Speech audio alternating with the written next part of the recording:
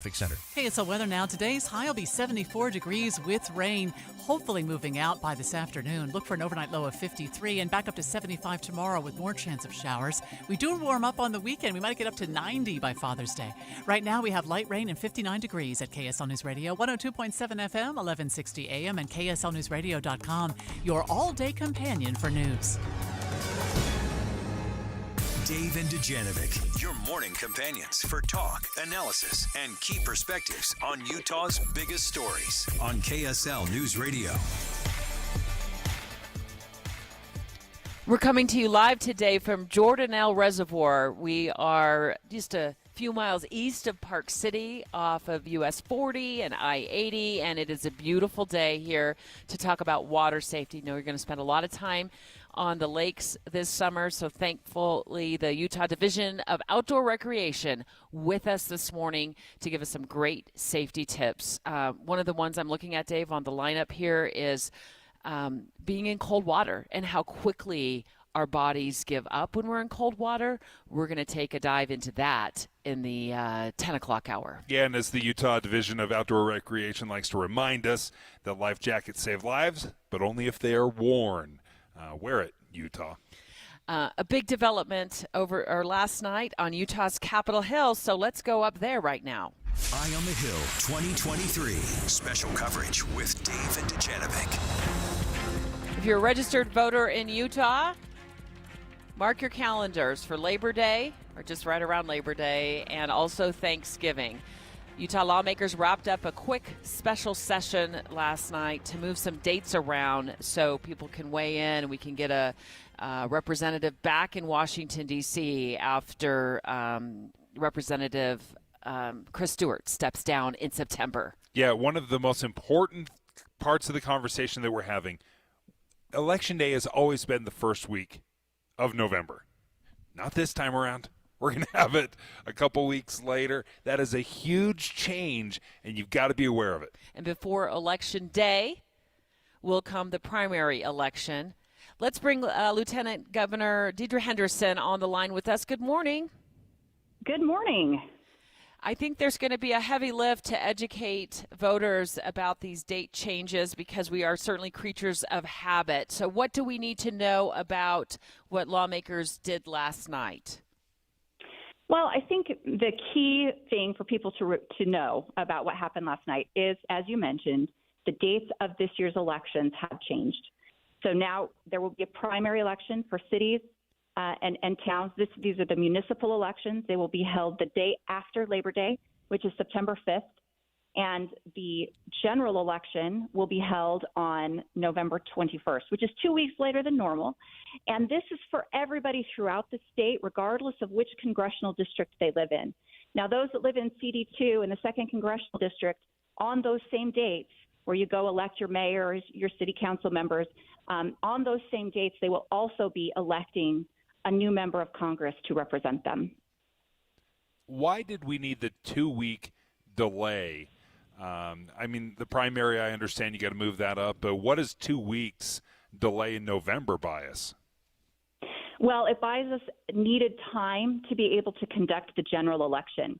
So when we run elections, it takes a certain amount of time for us to be able to get ballots proofed and printed. We have to mail out ballots to our overseas and military voters 45 days before an election. That's a federal law. After the primary election, there's 2 weeks for the counties to canvass the results, make sure those results are accurate and certified. If there's a voter who sent in a ballot and the signature doesn't match or something, that's 2 weeks for the voter to cure their ballot. So there's just some set time frames that we really can't shrink more than we did for these elections. Moving the dates of the whole municipal election, the primary and general election, that was something that really was kind of a last resort, pulling a rabbit out of a hat type of decision that was made after every other decision was looked at and exhausted, and just it was the best of all the bad options that we have. It does feel like we're playing some Tetris there and certainly trying to hit some deadlines. We're speaking live right now to Lieutenant Governor Deidre Henderson. after Utah lawmakers approved yesterday afternoon in a special session to move the dates around for not only the primary elections that we're going to hold throughout the state, but also the general election as well in November. And those dates will be closer to Labor Day or just after Labor Day and just before Thanksgiving, which is certainly a change from what we are used to for as long as I can remember, the first week in November. And that is all because Representative Chris Stewart announced just a couple of weeks ago that he is stepping down mid-September to care for his wife. She's been dealing with some health issues. And so can you speak to this, Lieutenant Governor? How quickly then, once we hold the general election, will we be able to send whoever wins the general back to D.C.? Well, there has to be a canvass after the general election, and that canvass will take we're giving the counties, usually the canvass is 14 days. We're giving them 15 days because the general election is 2 days before Thanksgiving this year. It will be right before Thanksgiving. So we're going to let the clerks and the people who are helping conduct that canvass, we're going to give them that day off. So we're going to move it to December 5th, I believe.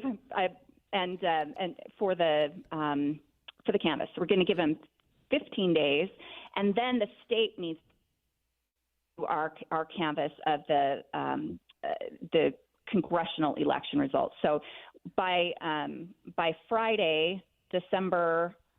Sorry, and I'm looking at the dates really quick here. Oh, that's okay. We could all be looking at our calendars. December 8th, I think, is what it is. So, sure. And we should have that certified for the congressional election, and then the new member of Congress can go and get sworn in and be seated right after that. So beginning of December. Okay, that's great. That's 3 months from when he resigns. So just to be clear, you're not going to ruin Thanksgiving, but you're going to ruin Black Friday. I am. Yes, we are going to ruin Black Friday. It's there are just no good options, and honestly. We could have held the election the next week, I suppose, but then we would really be running over the top of Thanksgiving. So we felt like it was better in our discussions with the counties, and it just better to just rip that Band-Aid off, have the election right before Thanksgiving. But it's also better than some of the other options, which were to move the election to maybe January or having it in conjunction with a Super Tuesday in March. There were just no good options. And one of the overriding principles, too, is we care deeply about the citizens of the 2nd Congressional District, and they have a right to have a voice in Congress. And we didn't want that seat to be empty for 6 months. So, yes, we're all going to be scrambling a little bit, but I'm fully confident that we will be able to get this done. We'll be able to get it done in a way that's efficient, where people's voices are heard, where their ballots are counted accurately. Very important to all of us, and where the people of CD2 will actually have a voice in Congress by the end of the year. Well, I saw in the Deseret News article that there's been money set aside, obviously, for the counties to deal with this election, but also for education. Almost $500,000. I thought that was such a critical component of this because I'm hopeful that voter turnout won't be low because of this switch. Right. We're very concerned about that. And to be honest, Debbie, in municipal years, in odd-numbered years, voter turnout's always low. We're hoping that this actually putting a congressional race in it is going to give it some more high-profile news coverage. And we will need news media. We'll need everybody to help keep promoting the idea that Election Day, is on November 21st and September 5th. But we're hoping that there will be a better turnout than in normal municipal years this year, just because there is that race in CD2. But maybe it'll be lower elsewhere. We are very concerned about that. So that voter education piece is critical. We usually do that in even-numbered years. We don't in odd-numbered years because not every municipality actually has a race. And so we felt like that, as you said, was a critical component to add to the bill this year to make sure that we can get the word out when those dates are to the voters. Lieutenant Governor Deidre Henderson, thank you for joining us. Well, thank you so much, Lieutenant Governor, for making KSL News Radio one of your first stops along the way to educating Utah voters about this switch. For the primary on September 5th this year, the general election November 21st, and the field of Republican candidates for the CD2 seat that Representative Chris Stewart will vacate in mid-September. Dave, it is so long. I can't even believe how many Republicans are trying to get to the general election. This must be the most popular job right now that's being sought after by folks in Utah. So let's take a look at that list that's growing. It's starting to remind me of the presidential race for the GOP nomination. I think I know why, too. Oh! I think I know why it's so big. Okay. I want to hear next. Dave and Dujanovic. Hey, stay right here for more of Dave and Dujanovic. And tomorrow morning, come back here for news, traffic updates, and reliable weather. Join us to have a listen. Tim and Amanda. Your morning companions for news. Summer is here. School's are out. So if it's your turn to entertain the kids, Or you just need to get to work on time. we have you covered. Traffic and weather together every 10 minutes on the 9s. From KSL News Radio. 102.7 FM and 1160 AM. Or ask Alexa. Play KSL News Radio.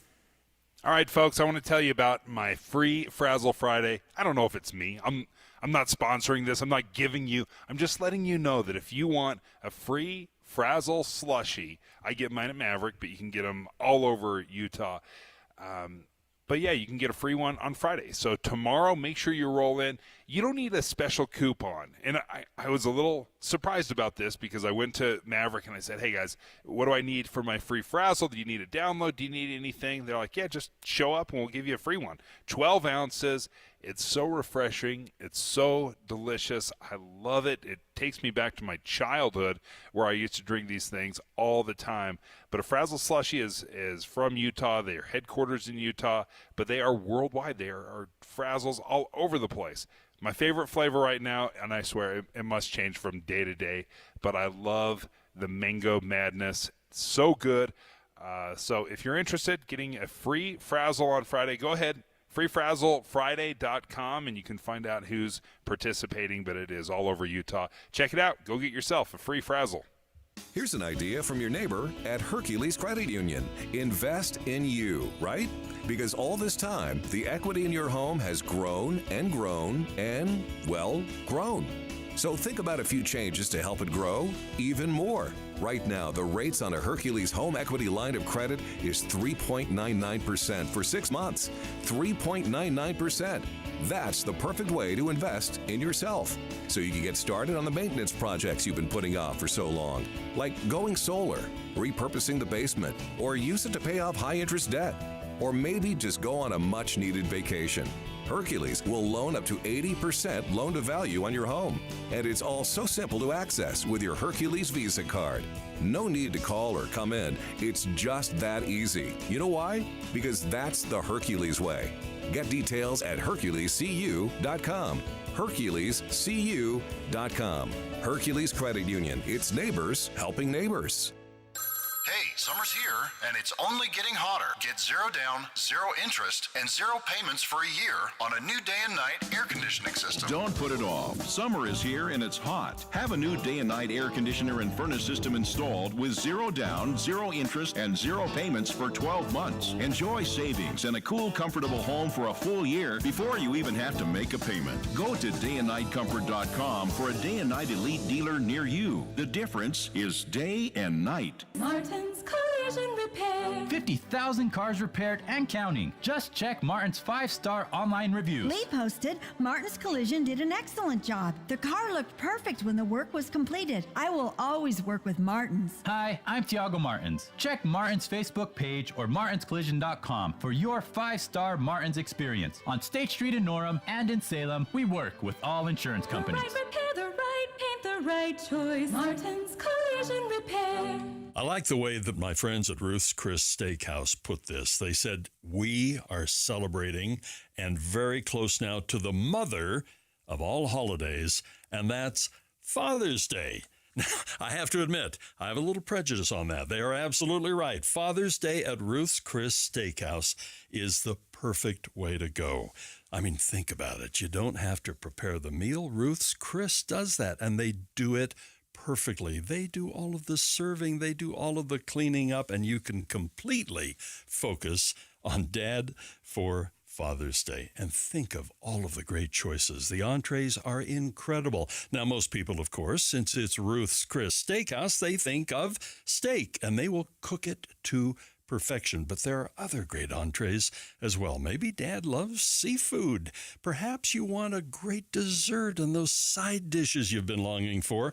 They're waiting for you, Hotel Park City and downtown Salt Lake City. With the 3 things you need to know this hour, I'm Amanda Dixon. First, we're hearing from victims who were hit by things thrown from a moving truck in Springville. Second, Secretary of State Antony Blinken is getting ready for a trip to Beijing this week to improve relations between the U.S. and China. And third, more severe weather on the way to the Gulf Coast after damaging storms in other parts of the country. Right now, we do have light rain and 59 degrees in Salt Lake City. Back to Dave and Dujanovic on KSL News Radio. Dave and Dujanovic. Counted up the number of candidates who are vying for Representative Chris Stewart's seat back in Washington, D.C. And I was shocked at the number. I counted it 3 times, Dave. Maybe you've counted 2, and you can check my math here. 21 people have already announced or suggested or filed that they want the job.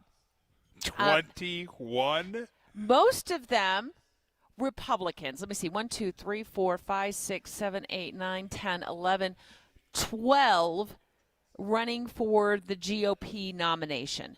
12 of those 21. Then we have 3 Democrats. And then we have candidates from the United Utah Party, the Libertarian Party, the Constitution Party. We have an unaffiliated candidate. This must be the most popular job in Utah right now. Most sought after position. Everyone thinks they have a chance. Yeah. What's your take on the fact that the GOP is top heavy? No, top heavy with so many candidates. Well, it's actually very good if you're an underdog to be able to slide in kind of in these off years. The municipal elections, the turnout is very small comparatively speaking.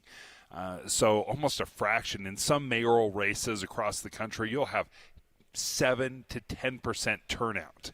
So anytime you have less people voting, that means every vote counts. So if you're a long shot and you have a base that can rally around you, all of a sudden you go from being the long shot to, I don't know, maybe. And the more times you split the vote, the more important each vote is. And then if you win that seat, you're now the incumbent.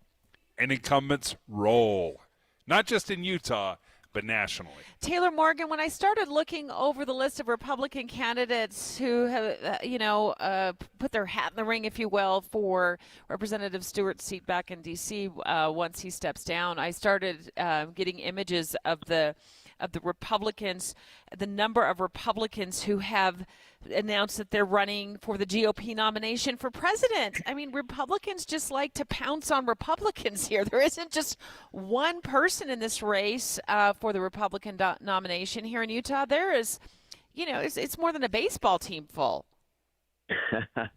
Debbie, you're right. I actually think that you, Dave, and myself might be the only people that did not file to run in the special election. I was hoping to see Dave's name on this list, so a little bit disappointed there. But no, I hear you, Debbie, but I actually really think that this is a sign that our process is very, very healthy. I think that the more candidates that we have, especially, look, let's be honest. This is a very Republican congressional district. We're a very red state. And so to have 12 Republican candidates, many of them serious, credible candidates, to have that many candidates vying for their party's nomination, I think that's a really positive thing. This means that we're going to have more candidates reaching out through more voters engaging more people in the process.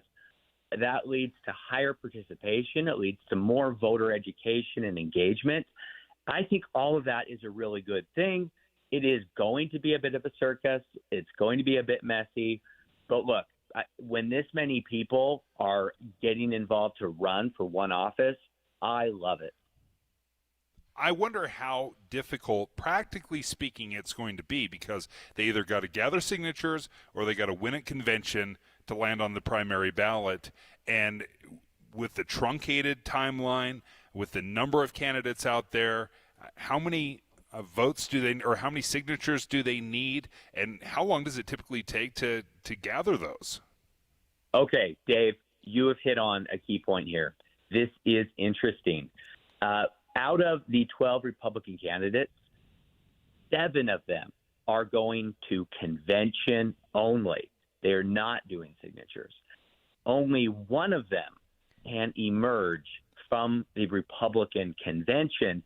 That convention, get this, that's a week from this Saturday. That's in 9 days. Those 7 candidates have to win over the delegates.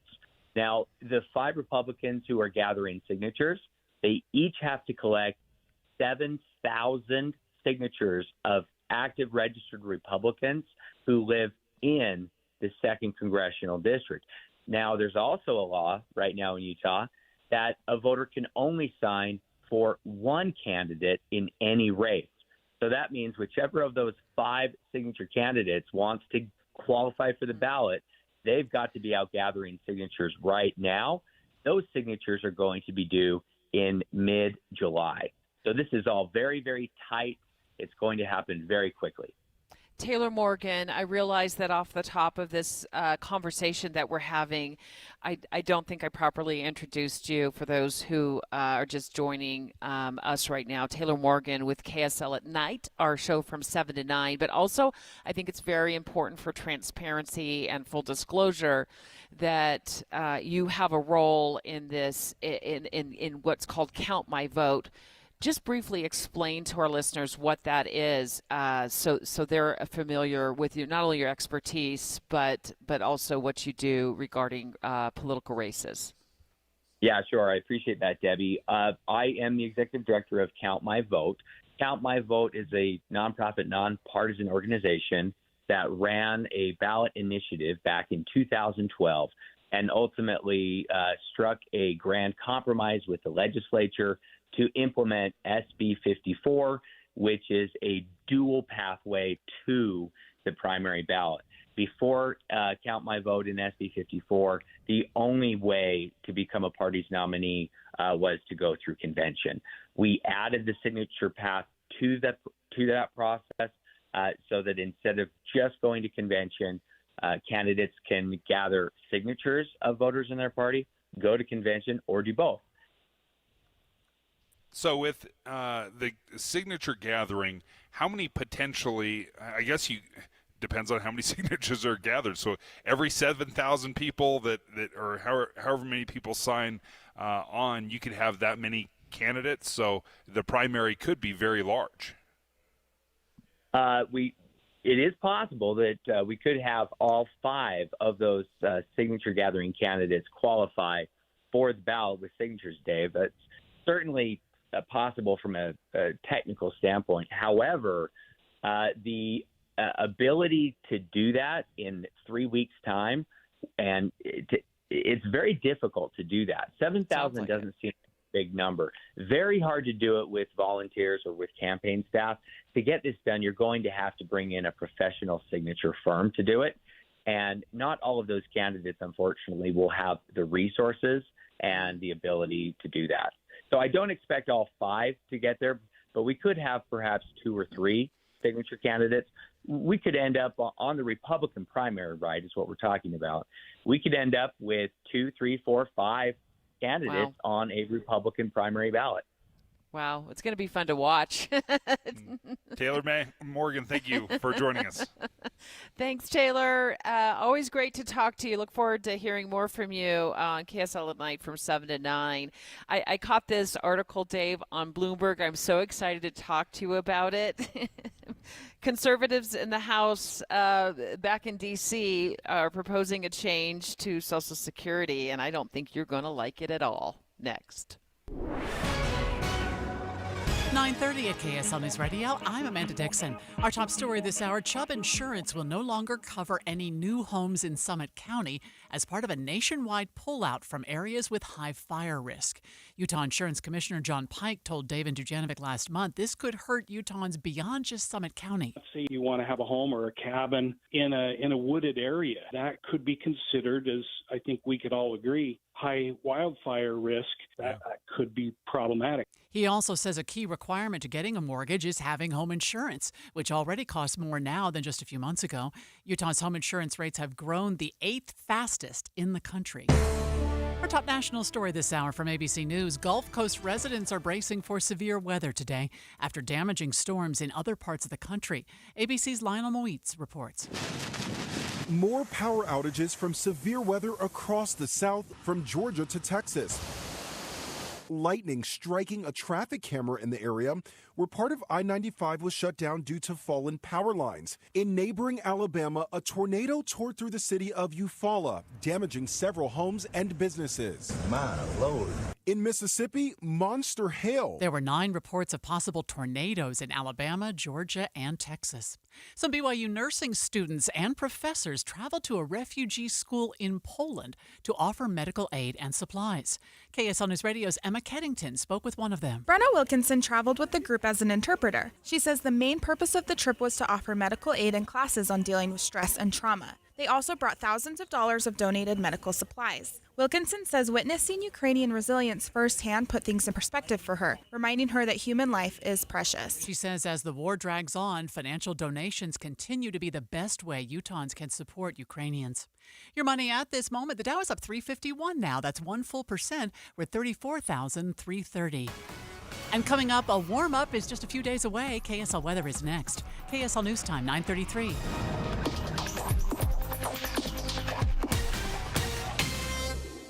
This summer, the political season heats up. By August, it'll be time for debates. Can you believe it? We're planning coverage of the real issues, the important stories that impact how we live. Listen each morning from 5 to 9 on KSL News Radio. With the economy the way it is, you're probably staying put. So invest in your home, your number one asset, with beautiful custom replacement windows from Advanced Window Products. They're a local Utah company building beautiful vinyl framed and insulated double pane windows for 37 years right here in Salt Lake City. Advanced Window Products will save you money on your energy bill. Get security features to keep your family safe. And at Advanced Window Products, it's all custom. And the best part? They're local. They build the windows, they install the windows, and they guarantee them for life. So there's no middleman markup. You save on the highest quality windows in Utah. Plus, Rocky Mountain and Dominion offer rebates. For a limited time, they offer 60-month 0% financing. And right now, get $2,000 off 10 windows or more. They're working 8 weeks out. So make the call now. Advanced Window Products, 801-850-9100. That's 801-850-9100 or visit advancedwindowsusa.com. Life is full of firsts. Your first car, first college class, first trip to the ocean, first house, first child, your first day on the job, and your first day of retirement. As you grow, You First is here for all of your important milestones. Come grow with us. You First can help you take each first step towards growing your life's potential. Learn more about how You First can support you through all of life's firsts at youfirstcu.com. That's youfirstcu.com. Hi, this is Clark Ivory with Ivory Homes. 2023 is turning out to be pretty fantastic. We are consistently selling 20 to 30 homes per week, and we've helped hundreds of families and individuals by buying down their interest rates. Visit an Ivory model home today. You can choose from over 200 home designs and customize your plan just the way you want. Make this a summer to remember. The summer you created your own Ivory home. Hi, this is Dan, the laptop man from PC Laptops. Are you suffering from excruciating headaches, anxiety, and insomnia? you may be suffering from CMS, crappy monitor syndrome. That old computer screen from years ago could be the problem, exposing you to massive amounts of radiation frying your brain. At PC Laptops, we only carry screens that we've tested on our own eyeballs. Right now, purchase any PC Laptops desktop with an external monitor and get a free size upgrade. That's right. For example, if you buy a 22-inch monitor, you get an upgrade to 24 inches for no extra charge. Buy a 24, get an upgrade to a 27-inch monitor for free. We have brand new PC Laptops desktop computers starting from $11.99 or $29 a month, backed by a lifetime warranty. And to make it extra sweet, we're doing 0 interest for a year on approved credit. So run into any one of our PC Laptops locations right now or check us out at PCLaptops.com. That's PCLaptops.com. Because at PC Laptops, we love you. Traffic and weather together, brought to you by Granite Credit Union's High Yield Savings Certificates. And here's Heather Kelly. Rain showers hitting portions of Utah, Salt Lake, and Davis counties. The worst of it right now is concentrated between Orem and American Fork, so you have slowing on I-15 both directions through there. But you're also still pretty slow northbound I-15 from Murray into downtown Salt Lake and portions of Davis County as well. But the good news is we don't have a lot of accidents adding to those delays.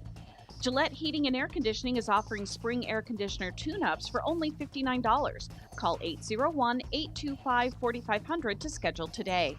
A Carrier Factory authorized dealer. Heather Kelly in the KSL Traffic Center. KSL weather. Scattered rainstorms continue to move across the state today. The high will be near 74.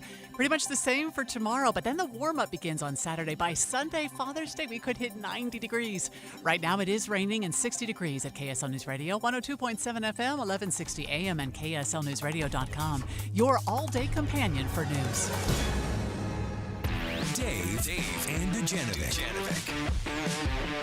Let's talk about a proposal back in Washington, D.C. by House Republicans to raise the retirement age to collect full Social Security, or even, I think, even start collecting Social Security. There's some details that are still missing in this for me.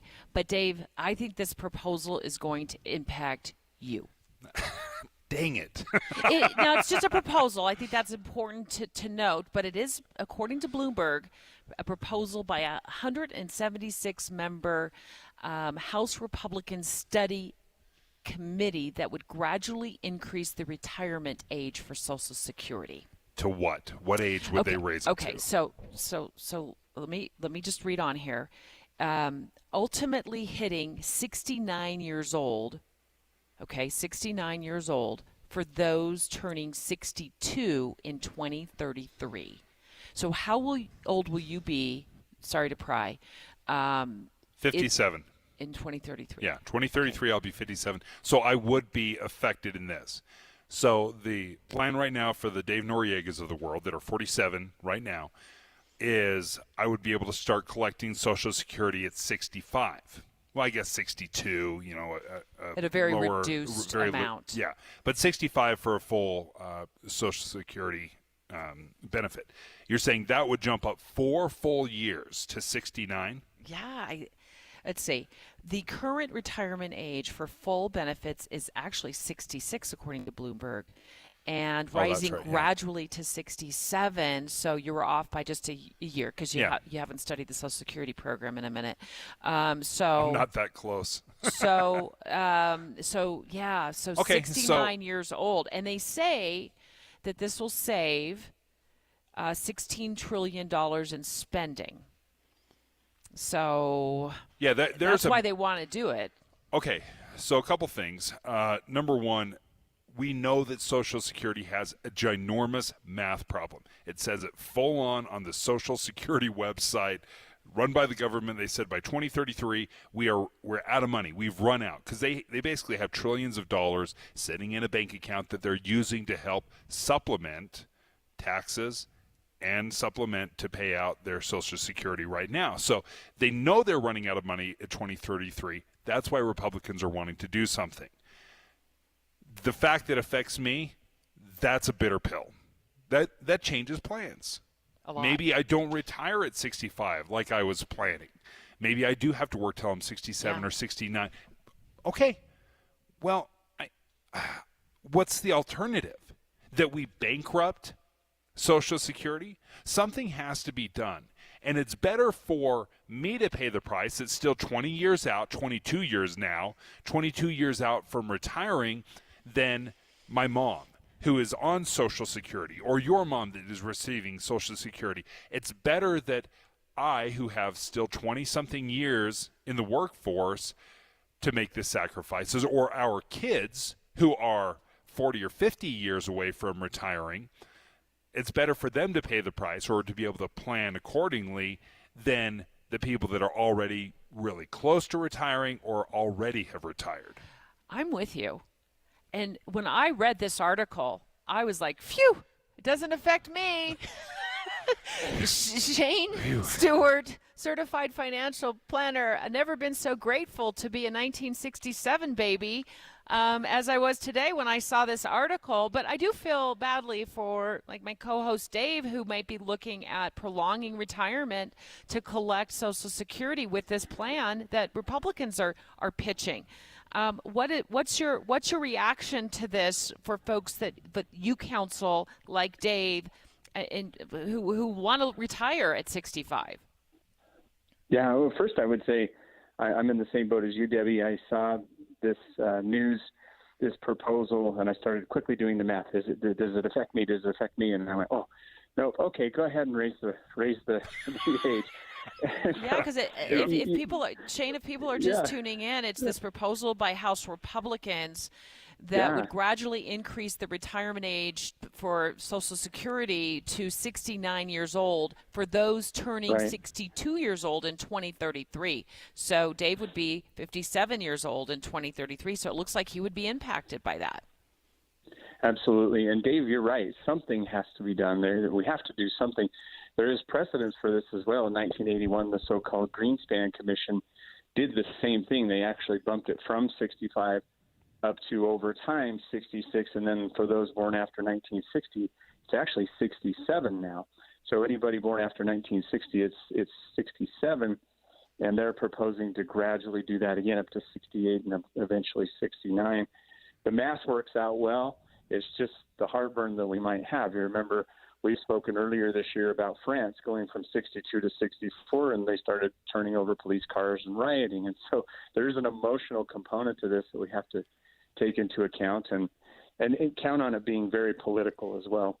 So in the minute that we have, I really want you to give my friend Dave some great advice. So maybe if he does want to still retire at 65 and he doesn't have that larger Social Security payout that he was planning on, or 66 years old and he has to wait to 69, what can he do starting right now to still realize that dream of a mid-60s retirement? Save. That's the word, is save. And in fact, if we think about what Social Security actually is, it's supposed to be a retirement supplement. It's supposed to be a safety net for those that have had no income or little income over the years. And those that do have income should take the reins and save as much as they possibly can and treat Social Security not as a main source of income, but more of a supplement to their retirement income. And so, Dave, you're right, 22 years. You want to increase what you're saving if you can. I know it's got to be affordable, but if you can save, that'll be key to making Social Security a supplement rather than a main source of income. So over the next 20 years, as I'm trying to prepare to maybe take Social Security a couple years later than anticipated, what number do I need to save? What do I need to prepare for? Yeah. A good rule of thumb is to ultimately have about 10% of your income going into some sort of retirement vehicle, or at least 10% of your income going into that. Now, that's not easy to do, and many people have 401ks that start them out at 5 or 6%. So over time, I recommend that you maybe once a year when you get a raise, increase it by 1%. That way it absorbs the shock of increasing your retirement savings. But 10% or more is usually a good rule of thumb. Shane Stewart, thank you for joining us. And Debbie, it is a bitter pill. It's a tough pill. It's going to be an absolute disaster politically. It's going to be very, very hard to sell this. But do you know what's even worse? If the entire system collapses, which is where we're heading in the next 10 years. So, yeah, bitter pill, better than death. Better than Social Security death. Next, we're going to continue our live coverage from Jordanelle Reservoir. We're just a few miles east of Park City in Summit County. We're actually perched inside a beautiful building overlooking the reservoir right now. We're going to talk water safety with our friends at the Utah Division of Outdoor Recreation. I think there's some really important safety tips for families to hear before you get back outside for this Father's Day weekend. That's next. Dave and Dujanovic. Did you know Utah has just one all-news station in the morning? It's this one. Weekday mornings between 5 and 9. Start your days with us. We're Tim Hughes and Amanda Dixon. Your morning companions for news. What's up, everybody? I'm Mike Wilson with Any Hour Services, and if you have a drain that's clogged or backed up, after you've tried the plungers and products, the next step usually involves some kind of drain snake or cabling equipment. You see, sometimes the blockage is far enough down the line that you need special equipment that most homeowners just don't have. That's where the Drains Department at Any Hour Services can help. A drain snake can clear most blockages and get the water flowing again, and clearing blocked drains is what our Drains Department does day in and day out. So if you're a homeowner with a drain line that's clogged or backed up and you'd like one of our drain technicians to come and snake the line for you, it's only $29. Yep, you heard that right. Any Hour Services will snake any drain line with normal access for only $29. Sinks, showers, tubs, toilets, floor drains, laundry drains, even that sewer main line that connects to the city. We'll snake any line for just $29. For help with your drain issues, call Any Hour Services at 801-443-7700. You can Google Any Hour Services. You can even schedule online at anyhourservices.com. No one helps more homeowners than Any Hour Services. At Fisher Investments, we do things differently, and other money managers don't understand why. Because our way works great for us. But it may not work for your clients. That's why Fisher Investments is a fiduciary, obligated to put clients first. It's the highest standard for a financial advisor. So, what do you provide? Cookie-cutter portfolios like the rest of us? No cookie-cutter portfolios here. Fisher Investments tailors portfolios to meet each client's goals and needs. But you do sell investments that earn you high commissions, right? And make commissions when you make trades for your clients? No, Fisher Investments doesn't sell any commission investment products, and we never earn commissions on trades. So what's in it for you? Fisher Investments fees are structured so we do better when our clients do better. When it comes to helping clients achieve a comfortable retirement, we're clearly different. Visit FisherInvestments.com to find out why investors like you switch to us. Fisher Investments, clearly different money management. Investments in securities involve the risk of loss. Hi, Doug Wright, and finally, it's legit. You can feel it, you can see it, you can sense that it is springtime. And spring fever is all around us, and the team at Stedman's, they're the experts at helping treat that spring fever. With the side-by-sides, the ATVs, the dirt bikes, and now the Power Assist e-bikes, they can get you outside with your family and friends. Utah has 5 national parks. We've got 43 state parks. You need to see them all and see them on a great vehicle from Stedman's. They've been in the business for 50 years plus now, dealing in the best brands, Polaris and Honda, Yamaha. There's Argo and Beta and, of course, KO as well. You're going to love the inventory that is in stock right now, a change from recent years past. Head on out to Tooele. The people at Stedman's, they can take care of you in Utah's great outdoors. As a roofer, I don't have time to fail. Homeowners rely on me, so I rely on Beacon. Beacon's unique network of branches work together to get me what I need when I need it. Every branch working together. And with the new Beacon Pro Plus app, I've got the brands I depend on, like GAF, right at my fingertips. Now through June, purchase online with Beacon Pro Plus, web or app, and earn up to $1,500. Beacon, always building. I'm Kareem Abdul-Jabbar. I learned about atrial fibrillation the hard way. My symptoms would come and go, shortness of breath, fatigue. I kept going. Then I got so lightheaded, I couldn't. My doctor said I have AFib, so I'm about 5 times more likely to have a stroke. Other symptoms, irregular heartbeat, heart racing, chest pain can come and go, but the risk of stroke stays. If you have symptoms, tell a doctor.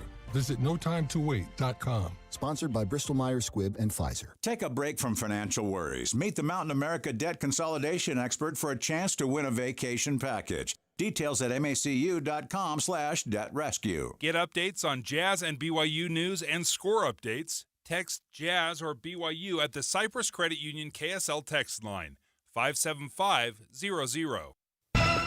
With the 3 things you need to know this hour, I'm Amanda Dixon. First, some insurance companies are no longer offering policies to people in Summit County because they say the wildfire risk is too high. Second, we're hearing this morning from people injured by water balloons and other items that police say are being thrown from a truck by teenagers in Springville. Third, Lori Vallow-Daybell is scheduled to be back in court this morning. It is part of her motion for a new trial. Right now, it's 60 degrees in Salt Lake City. Back to David Dujanovic on KSL News Radio. Summer water safety. Special coverage with David Dujanovic. The skies are cloudy, but the water is calm up here at Jordanelle Reservoir, just east of Park City and Summit County. We are perched in the event center here at Jordanelle, and the windows just give us a beautiful view of the lake, of the reservoir. And I don't see any boaters out there, Dave. Maybe it's a little too chilly, and it is, after all, Thursday. I would imagine by this weekend, this place will be filling up with folks looking to have fun. Yeah, this is one of the premier reservoirs in the state. It's just popular. It's located. The background, the gorgeous. So, yeah, we're excited to be here, Jordanelle Reservoir, and all because of the Utah Division of Outdoor Recreation. They are joining us right now. Ty Hunter, the boating program manager. Ty, first of all, this is a view. Yes, it is. My goodness. Okay, so there's a few safety things that that you guys want to touch on, and this is something I hadn't heard. I don't know what the official name is. Was it a water watcher? Be a water watcher, yeah. What in the world is a water watcher? Well, a water watcher is, in essence, I liked how Debbie kind of said it before we got on the air here. It's kind of like a designated driver. It's that designated adult. It's that person that their prime responsibility is to watch those that are in the water. We're talking this could be when you have swimmers around your boat or swimmers that are on shore. It's that person that is engaged and watching. They are ones, I mean, if you're in a regular pool and the pool site, that is that parent, that is that guardian that is watching those kids on top of what the lifeguards are doing at a pool. Well, this is going to carry out to our open lakes. We don't have lifeguards out in this natural environment here. So you need to have somebody that is engaged and watching, not in their phone, not scrolling through their social media and whatever else, or on the phone talking to loved ones or to friends. They are engaged in watching those individuals, and that is somebody that needs to rotate throughout the day with that, so it doesn't become monotonous and to the point that you get distracted with it, because that can happen. And that's the same thing if you're sitting at a pool, the pool side, and you're watching the lifeguards are consistently changing their environment, and that kind of breaks up that monotony of being there and watching for one place, one thing in there, and it just needs that. So that same thing needs to happen. You do not want an adult whose mind is dulled being the designated water watcher for hour number 6 in the sun. It could get extremely monotonous, boring, and so what you're saying is change them out. Change them out. Is this a new program? Ty, I hadn't heard this, and I love this catchphrase, the water watcher. Yes, it's a new one. It's a new one that started to come out along pool sides too with that. But we're trying to move that, especially since we've been having such swift water conditions with the high runoffs that have been coming out here, and then transitioning into people coming to our full lakes and reservoirs because of our great snowpack that we had this year. And we just want to get people get an awareness campaign out there is let's do that. Let's watch our loved ones. And the most important thing is when the day is done, that we all go home. What are some of the things, if I am the water watcher, if I get voted first shift water watcher, what am I doing? Am I standing, hovering over the children? Do I have to bring a whistle? I will go full. That's a great idea. I will go full lifeguard brilliant. and start beeping at I really think some way that you can communicate or gather attention of those ones that you are watching in the water is great. You can correct behaviors that are out there. You can say, hey, you're maybe getting a little bit far out, and bring them in if by chance. And I'm not saying if by chance. But all those individuals, we really should have it. If we got our loved ones in the water, we want to have life jackets on them. But if they start to loosen, kids start to play with buckles and zippers and things with the life jackets and want to take them off, or some of the behaviors with that, you can correct that and take care of that. But if anybody's in distress, you can be there, you can communicate, hey, something's going on to the others that are around, and then go and address it. So I said it as a joke to have a whistle. It actually sounds like a genius idea. You're There you welcome. go. There You're you go. welcome, folks. Another one from Dave. Another one from me. Ty Hunter is the boating manager for the Division of Outdoor Recreation. We're live with the Division of Outdoor Recreation today at Jordanelle Reservoir here in Summit County on this beautiful day. And I know this right now the lake is quiet. It's a Thursday morning, but it is Father's Day weekend. We are anticipating some great weather, especially on Sunday. Let's say somebody, they bring their family out here, they have the designated water watcher, they've got, people on rafts or on boats, and they see something happen and they see somebody in distress.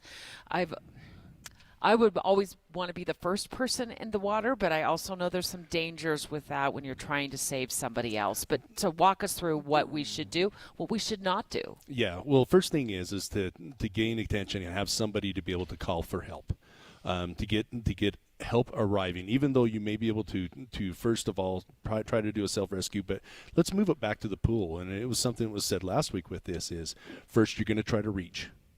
Okay, and then you're gonna throw, and then you're gonna row. Like throw a rope or something. Throw a rope to them, or row. That's out there, and then the go portion is: are you a good enough swimmer to actually get out there and effectively with the life jacket on? Yes, everything to be done with the life jacket, because when you deal with somebody that's in distress and panicking, you need to be able to take care of yourself so you can help them.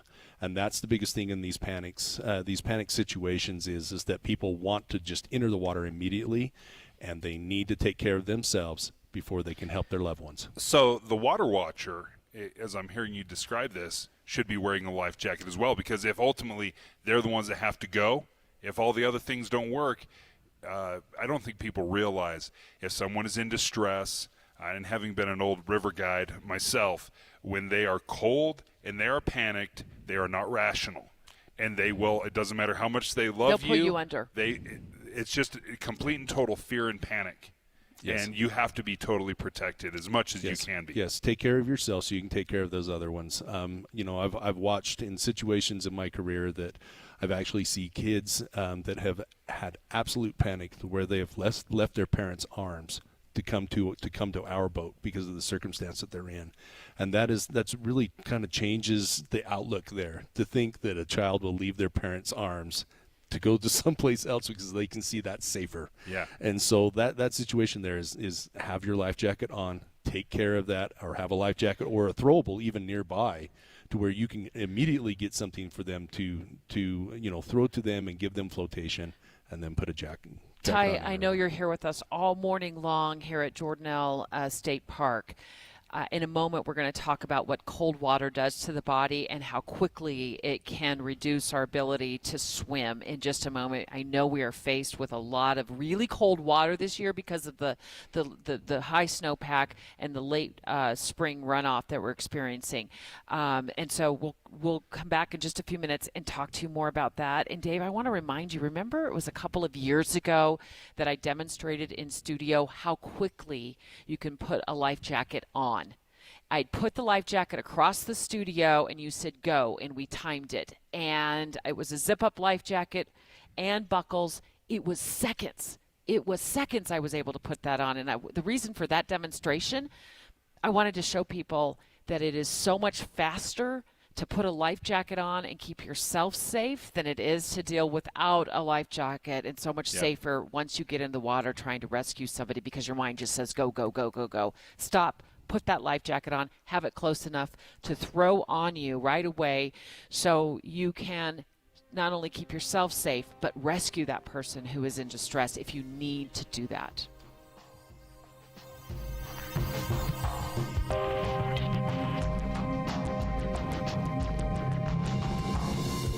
KSL FM Midvale, KSL Salt Lake City. Listen on the KSL News Radio app and in your car at 102.7 FM. KSL News Radio, your all-day companion for news. It's 10 o'clock at KSL News Radio. I'm Dan Bomas. KSL's top story this hour: there are 22 candidates running for Congress now in Utah's 2nd Congressional District. 6 of them are women. Erin Ryder with the Utah Women Lead PAC says she considered running in the special election, but she decided to focus instead on recruiting conservative women into politics. I could step back into this, but it would hinder my ability to really go out and do what I want to do with the PAC. And so I made the decision not to run in the special election so that I could focus on the PAC and really get out there and start helping other women who are going through this process, to have some support and some resources while they do it. Ryder did run against Chris Stewart, forcing him into the first primary of his congressional career last year. She won the majority of the vote in Salt Lake County. High prices are leading Utahns to carefully plan their summer travels. They're not leading people to call off their trips. A new poll from the Deseret News and the Hinckley Institute of Politics shows only 6% of Utahns are postponing or canceling their trips due to high travel costs, but more than 40% of Utahns still plan to drive to destinations this summer. Our top national story this hour from ABC News. The Vatican press office says Pope Francis is expected to leave the hospital on Friday. ABC's Marcus Moore has more from Rome. He underwent urgent surgery last Wednesday to remove intestinal scar tissue, as well as having a hernia repaired from previous operations. Doctors said that this surgery went well, and while it does look like the Pope will be released from the hospital Friday morning, as a precaution, all of his previously scheduled meetings have been suspended through June 18th. Marcus Moore, ABC News, Rome. While he's been recovering in the hospital, Pope Francis also took the time to pay a visit to the Children's Cancer Ward. Your money at this moment, the Dow Jones average strongly up so far today, 353 points right now. The NASDAQ also up 101 points. And our KSL weather, kind of a rainy day. That's next. KSL News Time, 10:02. Mornings can be hard enough, just getting yourself going. We try to make it a little easier with news and weather from comfortable, trusted anchors and reporters. Join us on Utah's Morning News between 5 and 9 on KSL News Radio. Text us here in the studio and give us your opinion. The Cypress Credit Union KSL text line at 57500. Is using separate office technology like business telephones, chat, video conferencing, and file transferring complicated and pricey? What if all of those things were bundled into one simple product that has over 99.9% uptime, crystal clear quality, and is affordable? And what if you could get your business telephone bundle from a proven office technology partner like Les Olson IT? You can. Les Olson IT. Everything's changing so fast these days, and that's a great thing. Back in my day, we were lucky to get one video to load on a desktop computer, but now there's the Xfinity 10G network. That means the fastest internet with faster speeds rolling out every day, and internet that can power a house full of devices with ultra-low lag. So while one person streams a movie from their room, another can play video games in the basement while another TikToks in the kitchen. It's the next generation 10G network only from Xfinity. The future starts now. Through July 21st, new customers can get started with gig internet on the Xfinity 10G network. Plus, get XFi Complete with unlimited data and Wi-Fi equipment included, all for just $30 a month for 2 years with no annual contract when you add Xfinity Mobile with unlimited data. Go to xfinity.com/10G, call 1-800-XFINITY, or visit a store today. Requires paperless billing and auto pay with stored bank account. Restrictions apply. Taxes and fees extra. Xfinity Mobile requires Xfinity Internet. After promo, regular rates apply to internet service and devices. Gig Wi-Fi requires gig internet and XFi Gateway. Actual speeds vary. A must-see Utah Symphony performance of Star Wars Episode 7, The Force Awakens, in concert. The entire movie plays on the big screen while the Utah Symphony performs the score in sync with the film.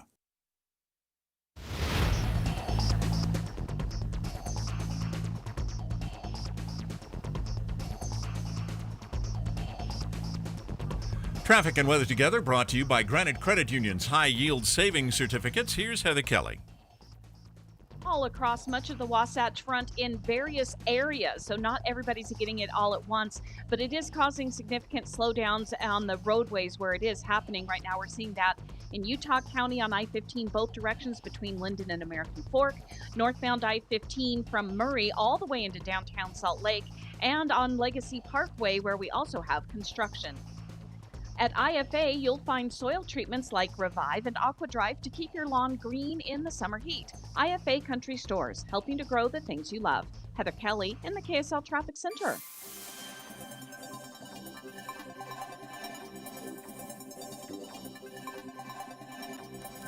After this morning's rain, we're expecting another round of showers and storms tonight. Warm and dry weather moves in for the weekend with a high close to 90 expected on Father's Day. And right now, 59 degrees with light rain at KSL News Radio, 102.7 FM, 1160 AM, and KSLNewsRadio.com. Your all-day companion for news. Summer water safety. Special coverage with David Dujanovic. Dave and I live all morning long at Jordanelle Reservoir, east of Park City. It is a beautiful day. It's a cloudy day, but boy, the lake looks misty. It looks mystical, and it's a light rain right now. Not a lot of boaters out there. We expect there to be a lot of people playing on the reservoir this weekend, though, for Father's Day. Yeah, this is terrible boating weather right now. Beautiful place to be, but listen, I'm a boater. I want some sunshine, and we are not seeing sunshine right now. But, yeah, this summer is going to be absolutely spectacular. It is green. It is lush. It is incredible. And I don't know if it's full, but because I remember what it was last year. It's incredible right now. We're going to be checking in on how full this reservoir is in the 11 o'clock hour, and I think you're going to be shocked by what you hear. We will have a live interview about that. Want to cut back to studio at Broadcast House, where KSL meteorologist Matt Johnson is waiting to talk to us about how cold these water temperatures are, Matt. I saw a mom post in our community Facebook page where I live that she wanted to take her kids swimming at a lake, and what is a great lake to swim in, and I wondered, oh my goodness, those water temperatures are going to be so chilly especially for children right now. But you're the weather expert. What do you know about our water temperatures right now with this late spring runoff? Yeah, I especially with children, you got to watch it, right? Because the body temperature can really drain really fast, lower really fast. Where you're at right now, Jordanelle, 60 degrees is the temperature of the water. 61 at Deer Creek down the river from you, Willard Bay, 73 degrees. So that's a lot more bearable. Bear Lake is still chilly, 64, no surprise there. Now you get down towards Utah Lake because of the low elevation and how shallow it is, 74 degrees. And that's the same temperature as Lake Powell, sitting in the mid-70s. So it really depends on the lake. You might want to check the temperatures before folks head out this weekend. Matt Johnson, thank you. Wow. I had no idea. I've water skied in 62. It was the most miserable experience of my life. It was like jumping into ice cubes. It was awful. And I'm not one of those guys that pops up out of the water easily. I got to take a couple tries, but that is some cold water. Ty Hunter, the boating program manager for the Division of Outdoor Recreation, with us live here at Jordanelle State Park. And let's talk about how cold water affects the body, whether we're swimming in it in a life jacket or we accidentally have something go south on us in the water, and and we're trying to save our own lives out there. Yes. So, cold water itself, we're in the late spring. We're starting into early summer season with this. And with all this runoff, we've been, our reservoirs, our lakes are chilled. I will have to say a lot of these reports that we're getting on water temperatures, that's surface temperature. Of that. So if you start thinking, even if you were down a couple more feet from that surface, it's going to be a lot chillier with that. So if you do find yourself in the water, whether you are trying to swim or you're out and enjoying that, even if you have the ambient temperature of 90, which is forecasted here this weekend, with that water's going to be colder with that. And I know, Dave, you mentioned, you had water skiing and you were 62 degrees, which you were water skiing in. You subtract that from your body temp. You're 30 to almost 40 degrees in difference with that. And, that robs a lot of heat from your body, and there's a lot that you can kind of deal with. So if you find yourself in the water with that first time getting into the water, if you're wading out to go swimming, or if you just jump in or you fall overboard, with that you're going to have that cold water shock. That's that gasping. It'll just happen, and it's a physiological effect that happens to the body. That usually lasts about 1 to 2 minutes. With that, and that's just great. So you have 1 to 2 minutes of that, and then you start to deal with about the 8 to 10 to 12 minute mark. you're going to start losing some mobility in that. And if you've been in that cold water for a long time, you need to get out and rehab from that. But if you find yourself in there, if you fall overboard, once you get that breathing, in essence, that hypoventilation to subside, your main goal is get yourself out of the water. You're gonna be warmer being out of the water than in the warmer water. So you want to get out, or you're going to start losing those gross motor skills, especially the fine motor skills, but the gross motor skills of your muscles with that point in time. One of the things that surprised me, especially when it comes to jumping into cold lakes, is when you throw on maybe a wetsuit. It doesn't keep you as warm as you may think it does. It helps. It helps in a big way, but there's still a shock when you jump in. Yes, there's quite a shock, and your body has to warm that layer of water between that suit and your body with that too. So you're going to lose heat even with those on. It slows it down, that loss down with that. But as I was saying, those effects that are occurring at that point in time, I mentioned this last week too, is all of this is really dependent upon you wearing a life jacket. You jump into the water and you have that cold water shock situation that hits you, that physiological effect of that cold water hitting your body, and you start gasping and hyperventilating. Your body movements are so trained with your breathing, and if that's out of control, you can't swim, you can't tread water. Ty Hunter, the boating program manager with the Utah Division of Outdoor Recreation. We're live right now at Jordanelle Reservoir in Summit County talking about water safety so your family can have fun this summer without tragedy. When I read news stories, even from other states, the cold water is everywhere right now. A lot of states having late spring runoff. And I see these stories, Ty, where there's kayakers, where there's paddle boarders. They haven't worn a life jacket. They end up capsized or toppled over into the water, and their paddleboard, their kayak gets away from them, and then they succumb to hypothermia. Mm-hmm. And all of this preventable with a life jacket. Yes. It's tragic. It's tragic. Life jackets range anywhere. We talked about this when we were with you last week up in the Ogden area, $25 to maybe $100. Look for those life jackets that are Coast Guard certified, so you make sure you're getting one with equal distribution in terms of flotation, and make sure you're snapping it up, right? Don't just throw it over your child's body and not snap it up. Don't just wear it on your shoulder and say you'll put it on later. Yes, put it on and have that life jacket give you a snug hug before you get into the water. Another reminder I've noticed with a lot of kids' life jackets is they have a strap that actually goes between the legs. Yes.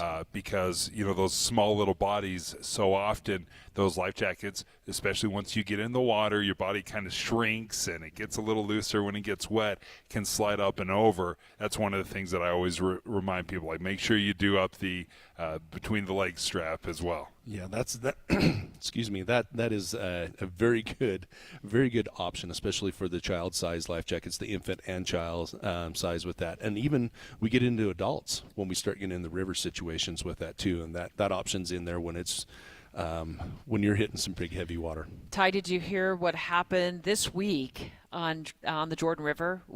There were some kids. They were participating in a summer camp, and their vessel tossed them off. I don't know if it capsized. I don't know the particulars of it, but I'm told that everybody did everything right. So we're going to talk about that in 3 minutes with the communications director for Salt Lake City Parks and Rec. What does everybody did everything right looks like? How did those kids get saved? Yeah, and we've been super excited to be up here at Jordanelle Reservoir. This part of the show, David Dujanovic, the reason we're out here live and remote is because of the Utah Division of Outdoor Recreation. They want to remind you, life jackets save lives, but only if they're worn. Wear it, Utah. Dave and Dujanovic. Hi, it's Tim Hughes and Amanda Dixon. Why should you start your day with us? We have decades of news experience between us. And we take your trust seriously. Come here for news tomorrow, 5 to 9. On KSL. Last summer was killer. We had 34 days of 100-degree temperatures. And this year? We're not going to have a summer like 2022. That is such an anomaly. To repeat that twice, it's unheard of. Get a reliable forecast as temperatures rise and storms move in. Listen for traffic and weather together every 10 minutes on the 9s. It's on. Mornings and afternoons on KSL News Radio. Your all-summer companion for news. It's back, and you will be too. Back for 2023 in their new location, June 15th through the 17th at the Cache County Fairgrounds. It's the Summerfest Arts Fair, featuring local and regional artists and musicians. You are going to love this, like you loved it before. Art, painting, ceramics, music, food. Summerfest Arts Fair is loaded with all the things you and the family love most. Then get set for an amazing lineup of musicians, featuring headliners, the Painted Roses, Latin Roots Salsa, and the Solistics. Enjoy other regional musicians like Highline Drifters and the Fry Pan Band. This is where local, regional, and national artists come together to celebrate the arts. So discover 140 artist booths, 38 performing groups, and 30 food vendors, along with a plein air art competition. Get full details at logansummerfest.org. logansummerfest.org. Summerfest Arts Fair, June 15th through the 17th at the Cache County Fairgrounds. That's the Summerfest Arts Fair, June 15th through the 17th at the Cache County Fairgrounds. Turn your home into restricted airspace. Tell incoming flights you want them diverted. The new Raid Essentials Light Trap plugs into the wall and uses light to attract, then trap flying insects like fruit flies and mosquitoes. Its 24/7 continuous attraction provides insecticide-free protection that's people and pet friendly. Consider air service interrupted. New Raid Essentials Light Trap. Insecticide-free protection. For the ones who know safety isn't a catchphrase, it's a culture. And the ones who help make sure everyone makes it home safe. For the safety-minded who watch everyone's backs, Grainger offers supplies and solutions for every industry, as well as safety assessments and training to keep your facilities safe and your people safer. Call, click Grainger.com, or just stop by. Grainger, for the ones who get it done. It's June savings at Hot Tub Factory Outlet and Backyards of America. Our Memorial Day sales were so big that we've decided to continue our huge discounts. Save 20, 30, even 40% off select models MSRP. Hot tub starting as low as $39.95. You heard right, $39.95. Our hot tubs have never been priced better, and we're slashing prices on our swim spas and saunas, too. We need to move 50 hot tubs this weekend, and we're ready to give you incredible prices all month long. It's time to check out the biggest swim spa supercenter in the state. We have 8 in-stock models that can be delivered immediately. It might just be time to look at owning your very own swim spa. And for a limited time, get a $3,900 electric bike for only $500 with select hot tub or swim spa purchases while supplies last. Check out our showroom for styles, colors, and sizes. 2 locations, Draper next to Cowabunga Bay and Backyards of America in Sandy. Guys, did you know your testosterone affects everything in your system, including how you feel and perform every day? Right now, Revive Men's Health Salt Lake City will check your testosterone for free. Knowing your T levels is the first step in understanding if you have low T. Your testosterone level impacts your energy, libido, sleep, weight, hair loss, mood, and even ED. Maintaining an appropriate T level can change your whole life. Most men start to see changes in their hormone levels in their 30s. Experience and results matter. So what are you waiting for? Get your T levels checked today by local, experienced, and trusted men's health experts. They've helped thousands of men since 2011. They're so confident they can help you, they even guarantee it. Call Revive today and schedule your free testosterone test, free exam, and free consultation. Call Revive Men's Health at 801-263-7777. That's 801-263-7777. Or visit revivemenshealth.com. If you've got a honey-do list with electrical, plumbing, heating, or air conditioning projects on it, Any Hour Services can help. Call Any Hour Services, electrical, plumbing, heating, and air. anyhourservices.com. With the 3 things you need to know this hour, I'm Dan Bomas. First, a former candidate for Congress is heading up a political committee that's urging more women to run. Second, it'll cost more to take that vacation this summer. People still doing it. Third, Pope Francis will likely be sent home from the hospital tomorrow. He's been recovering from surgery. Right now, 59 degrees and rainy in Salt Lake City. Back to Dave and Dujanovic on KSL News Radio. Summer water safety. Special coverage with Dave and Dujanovic. I was told earlier this week when this really scary incident happened on the Jordan River that the kids and the camp counselors had done everything right. So let's walk you through what happened, and then we're going to speak live with the communications director for Salt Lake City Parks and Rec. But let me set the scene for you just a little bit, Dave. I don't know if you heard about this story, but I was in the newsroom when it was happening, and I was just praying that all these kids, everybody involved would be safe. It happened in the South Salt Lake area along the Jordan River. There's a camp event that was organized by Tracy Aviary. Do you know where Tracy Aviary is? It's that awesome aviary at Liberty Park. I loved taking the kids there my own kids there when they were little. And on Tuesday, they were on the river, this kids camp. They were on the river, and we got reports that their canoes had capsized. And kids and the adults were just like thrown into the river. This is something I am very, very familiar with, having been to countless Boy Scout camps. In fact, one of the things that we would do is capsize a boat on purpose to teach the boys how to get back in. So I've been in programs where you capsize it on purpose because it is a skill to learn how to right the ship. Let's listen to a report that was filed by our very own Hugo Ricard Bell, who went out there that day when the Tracy Aviary summer camp kids found themselves in the Jordan River. It was a youth group canoe trip gone wrong, but all involved acted the right way to avoid a disaster, according to the South Salt Lake Police Chief, Jack Caruth. There was no physical rescue, so they all made it to the shore.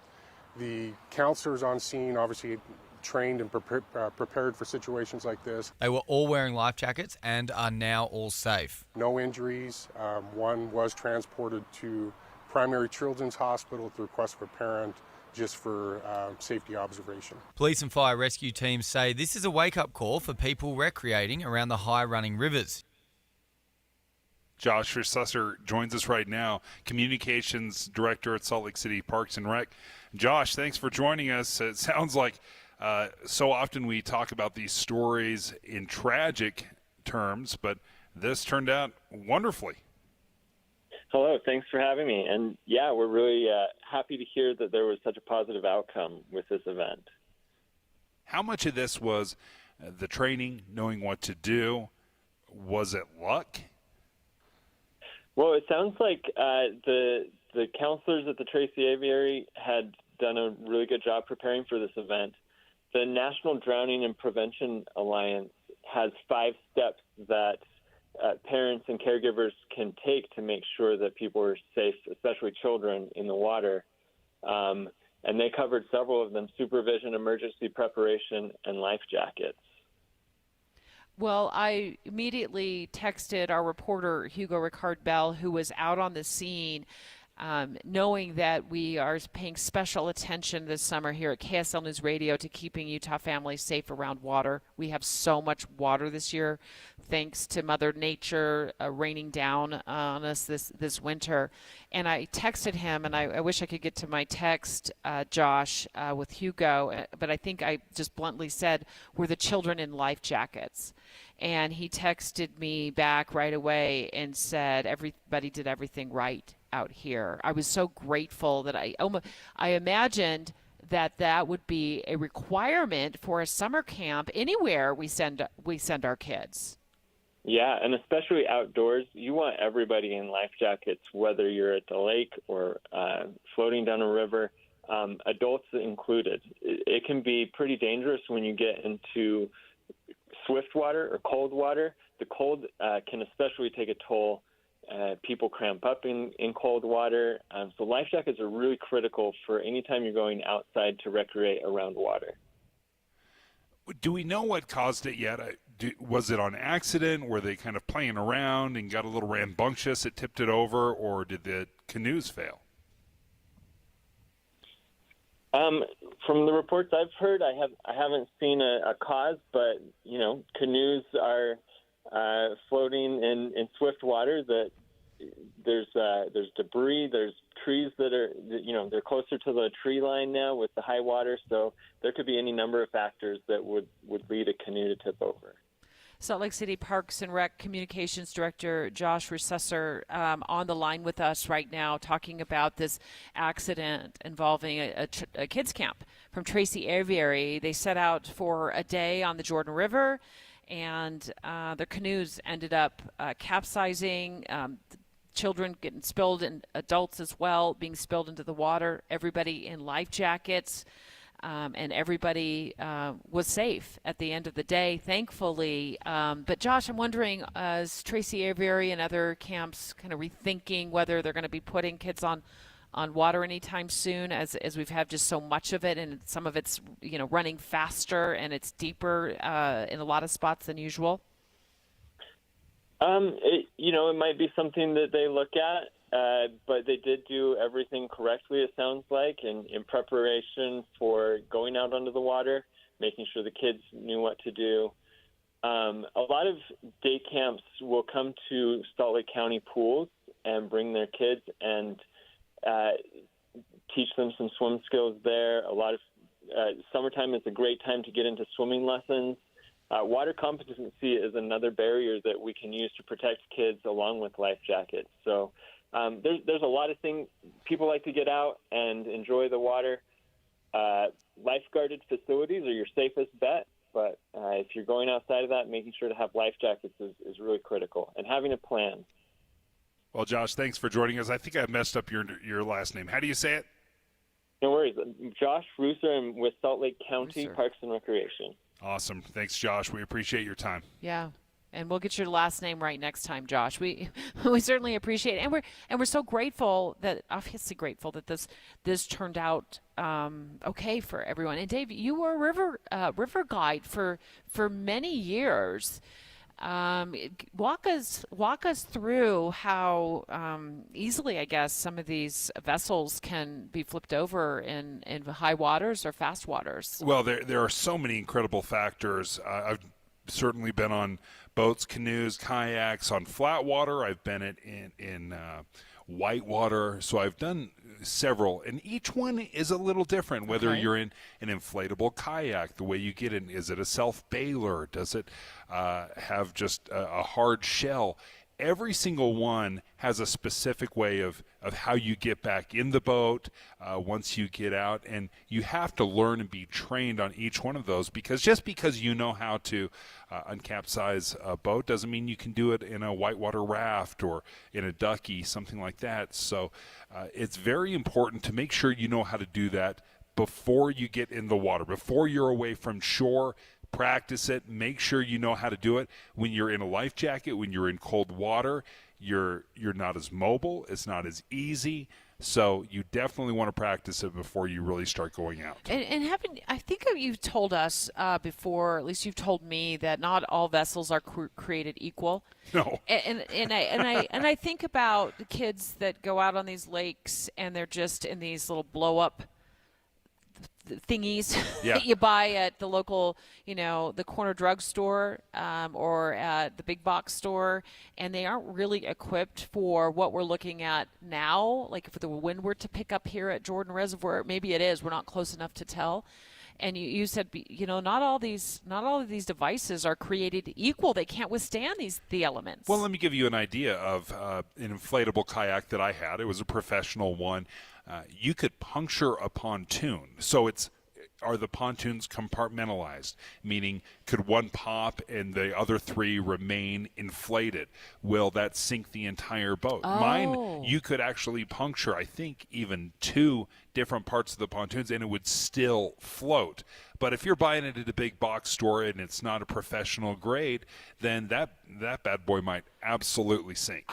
I hadn't even thought about looking for something that is compartmentalized, so if one section of it pops accidentally, you aren't left holding the bag, so to speak, in the middle of nowhere. And if you're wondering whether or not it is compartmentalized, it's very easy. If you can blow up the entire device in one air hole, then it's not compartmentalized. That's my paddleboard.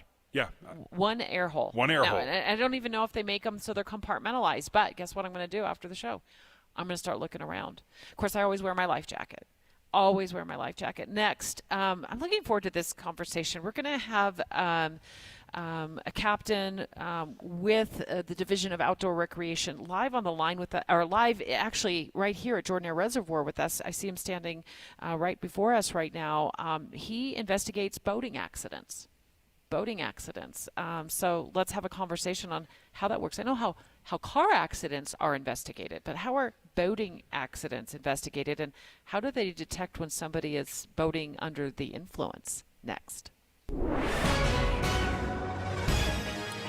It's 10:30 at KSL News Radio. I'm Dan Bomas. KSL's top story this hour: victims hit by objects thrown from a moving truck in Springville are speaking out. Kimberly Lovelace tells KSL TV she was out walking her dog Saturday night when she was hit in the back of the head with a water balloon. I was hit from the back, in the back of the skull, with what felt like a shotgun. Lovelace says she saw teens celebrating in a truck as they drove off. Another woman says her 13-year-old daughter with Down syndrome was hit by an egg in what looked like the same maroon Ford F-350. Others claiming similar run-ins with teens, and police are investigating. Our top national story this hour from ABC News. The FDA cracking down on how meats are labeled. ABC's Ariel Reshef says new guidelines have to do with how the FDA categorizes grass-fed meat. The USDA says it will also evaluate companies which falsely claim that their products are made without using antibiotics on their animals. This is all part of a Biden administration initiative to crack down on false or misleading food labels. And your money at this moment, the Dow having a strong up day so far, 381 points in the green. The NASDAQ is up 83 right now. And our KSL weather. Rainy day in Utah. That's next. KSL News Time, 10:32. What do you need to hear in the morning to feel ready for the day? Important news that happened overnight, the traffic you'll hit on the roads. You'll be ready for your day with us. Join Utah's Morning News 5 to 9 on KSL News Radio. Troy, I want to spoil the crud out of our amazing customers during Bish's RV Customer Appreciation Month. Oh, I'm with you. We're throwing the biggest customer appreciation sale in our history. Okay, this should be good. For starters, employee pricing is back on select RVs. Go to Bish's.com and click the Get Lowest Price button. Stop! Cut the music. What the heck? You're leading with employee pricing? You gotta save your best for last, not first. Can I just get back to the sale? Just saying. Hit it, guys. On top of employee pricing on select RVs, we're giving you 90 days no payments for all play and no pay OAC. That's good too. And no reasonable offer will be refused on remaining 2022s. Whoa. Plus, we'll trade anything. Just ask. Cut the music. What now? Sorry, just feeling a little power hungry. Is that it? Yep, you're doing great. Hit it, guys. Get employee pricing, 90 days no payments OAC, amazing trade value, and more during Customer Appreciation Month at Bish's RV in North Salt Lake and our new location in American Fork. Bish's RV, where memories begin. Introducing Yes, Heating, Air Conditioning, Plumbing, and Electric. We're bringing all of Utah's favorite HVAC, plumbing, and electrical brands under one roof. Call the pros at Yes and save up to $1,000 on select new energy-efficient HVAC systems. Plus, you get a free whole-home air purification system to help reduce harmful airborne contaminants in your home. The same great people providing the same great service that Utah has counted on for more than 45 years. Visit theyesmancan.com to schedule your appointment. Boyd Matheson on the pitfalls of politics. Sadly, both political parties are more interested in scoring political points than they are solving the American people's problems. They're playing a zero-sum game, and it's not zero-sum. It's everybody coming together. We have to come together. Compromise has integrity. That's a big part of what's going wrong in our nation's capital and in many conversations around the country. Inside Sources with Boyd Matheson, 1 to 3 on KSL News Radio. Traffic and weather together brought to you by Granite Credit Union's high-yield savings certificates. Here's Heather Kelly. We've got a crash southbound I-15 right at the top of the on-ramp from 500 South in downtown Salt Lake. It's blocking 2 right lanes of main flow I-15, and that has caused traffic to back up to 600 North in Salt Lake City, but a lot of that is due to rain. People possibly going too fast for the road conditions. We've also had slowing for the last hour on I-15 in Utah County where they've had heavy rain. and that's happening between Orem and American Fork, both directions of the freeway. So basically, your biggest issue right now is going to be the weather. You'll definitely want to use caution as you make your way wherever you're going.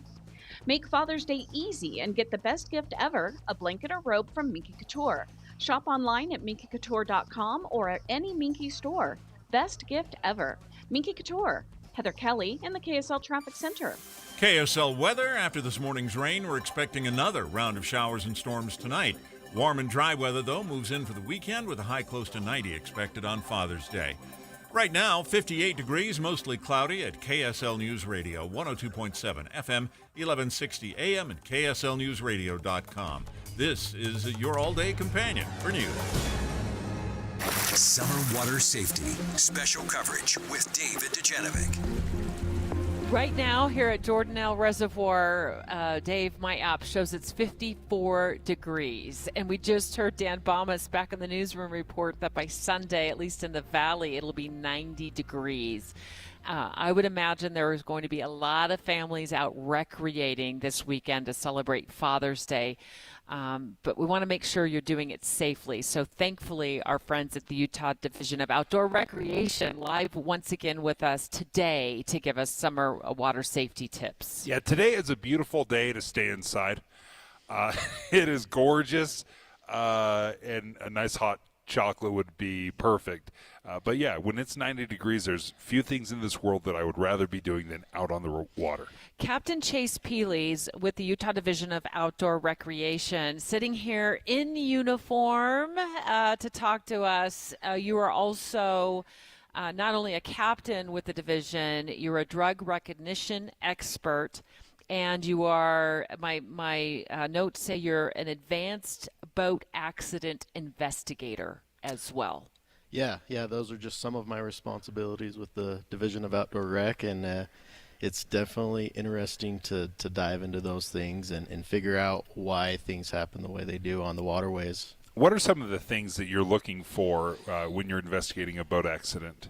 So the unique thing about boating accidents is, unlike a vehicle accident, a lot of our evidence disappears, and we have to get creative a lot with our mind on how to reconstruct an accident. So a lot of our investigation takes place on land afterwards with a lot of possible pictures, and we kind of try to puzzle piece this accident together on land with maybe a couple boats on where the impact angle is coming from, seeing where the cause of injuries are, because the unique thing about boats is a lot of times they go over the top of each other, and that's where a lot of our injuries come from, a lot from the motors and the propellers, and a lot of these injuries can become very, very severe with our boaters. And since there are no seatbelts or helmets, we do have life jackets that may cause some protection from them, but for the most part, people are wearing bathing suits in these boats, so a lot of these injuries can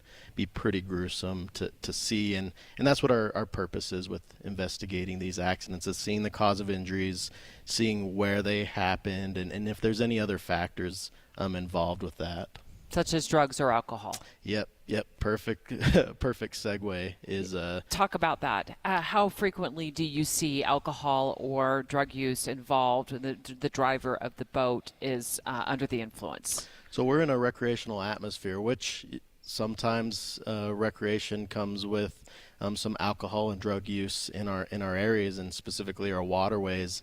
And our laws are a little bit different on our waterway than our vehicles, but the same law is that you cannot drive under the influence of alcohol or drugs while boating. It's the same exact sanctions as far as penalties, and you're looking at the same impound fees and attorney fees and same penalties as far as jail time with that. So we do see it quite a bit out there. It is a little more relaxed atmosphere, but along with that, it's even more difficult to operate a boat than a vehicle on there for safety concerns. Yeah, there's no quick corrections in boats. I mean, they're a little bit, but those things do not move like vehicles. You cannot just swerve out of the way. Give us an idea. Alcohol makes a lot of sense, why people would be using alcohol, but what kind of drugs do you see on the lakes? So a lot of the trends are just like our our roads and trailways.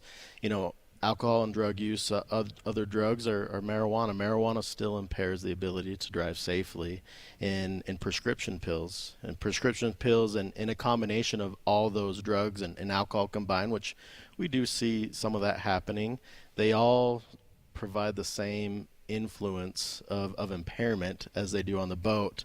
And not only that, the impairment of the wave action, the impairment of, and I wouldn't call that impairment, it would be the effects of wave action, and there's no lanes to travel in, so you have boats coming from all different directions. You get fatigue from this because you're usually out swimming and recreating and being on wake surf boats and wave runners. So not only that, you're getting tired, compounding effect with alcohol and or drugs to make the impairment even significantly more than you would on the roadways. Captain Chase Peely is with the Utah Division of Outdoor Recreation. He's talking to us live right now as we broadcast from Jordanelle State Park, Jordanelle Reservoir, overlooking the reservoir. Things seem calm out there right now. We know weekends are big weekends for families to get out and have fun. And before we let you go, I want you to talk about like the leading cause of boat accidents that you've seen, just generally. You don't have to cite a bunch of statistics off the top of your head, but I think about things like, the driver looking back while the kids are kind of going back and forth on the big flotation device, and they're yanking them back and forth, and maybe there's improper lookout. I think about boaters not abiding by the no wake zone rule and perhaps going too fast through that. You're the expert. What do you know? I'm just along for the ride when I boat. Yeah, that's a great question. So a lot of it is divided attention, and it would be the operator's failure to properly look out and prevent the situations. Just like a roadways, you got to be able to prevent and anticipate the next action. And so with so many things going on, it would be the operator taking responsibility and being able to divide that attention and making sure all their, what I call crew members or occupants, safe on their boats. People don't realize how difficult it is to see on a boat, because before you're throwing the throttle down, it's very easy. You can see 360. There's no window. You can see very well. As soon as you tilt that nose up, it becomes difficult to see over the top and make sure. How do people get trained, or is there a way? I know we have, when we drive a car, we go through an entire class in school. What do you do for boating? So boating, there's a few resources out there, and some of those resources can be found on boating.utah.gov on our website. We do have some youth courses available for our personal watercrafts or our jet skis. So we offer some of those, and you can get those. And the biggest thing is seat time. The more you're out there and boating responsibly and making sure you're looking out, the better you're going to become, just like driving. And you'll never put enough boating hours to become as proficient as you do driving. So the more time you're out there and learning from a lot of these resources, the better off you are. Well, we appreciate you joining us. Can I just ask one more question, yeah. Dave? Sorry. How I was trying to kick him out, but you got more. That's fine. I'm just curious to give us some perspective, and I don't want to put you on the spot, but how fast can some of these boats go these days? I used to ski, but water ski, and I know ski boats go pretty fast, but I don't think we ever had it up to its maximum, speed capacity. Yeah. I would hope not. Maybe that was my problem. Maybe we were and I didn't know it. But yeah, they're not going to be going as fast, especially on our Utah's waterways. They're not going to be going as fast as our vehicles are going, but they feel faster. So that's the difference is, 40 miles an hour on a boat, which I would say is the average higher speed boats, 40 to 50. Okay. And then around average, our average boats are around 25. And that's just me taking a perspective of what I see out there on the waterways. So they are lower, but as you're out there, just like you would be on a smaller machine or a smaller watercraft, the faster it feels. And so having that, it feels a little scary and intimidating when you are going that fast. So the perspective of the driver may be a little bit different than you are in a air-conditioned car, because you hear the engine, you see the wave action, you see 5 other people coming in 5 different other directions on different sizes of boats. So there's a lot happening on the waterway, and you as an operator feel a little bit more exhilaration and maybe a little bit more nervousness in the waterway. So to add alcohol on top of that, that's a big compounding effect. And those personal watercrafts can go even faster. Those things can scream. Yes, they can, and they're fun, and we hope that they're safe on those. Captain Don't Chase, max it out. Captain Chase Peely, thank you so much for sharing your expertise with us this morning. If you missed that conversation, no worries, we've got you covered. You can podcast it off your favorite podcast platform. We post all of our shows after the show on podcast platforms. Thank you so much for giving us those safety tips and giving us perspective of what it is like on the water and what the rules are on the water. Next, we're going to speak to the Utah Drowning Prevention Coalition about really something quite unique, explaining what recovery is like for people who survive a near drowning. Next. Dave and Dujanovic. Did you know Utah has just one all-news station in the morning? It's this one, weekday mornings between 5 and 9. Start your days with us. We are Tim Hughes and Amanda Dixon. Your morning companions for news. Summer is here. Schools are out. So if it's your turn to entertain the kids, or you just need to get to work on time, we have you covered. Traffic and weather together every 10 minutes on the 9s. From KSL News Radio. 102.7 FM and 1160 AM. Or ask Alexa. Play KSL News Radio.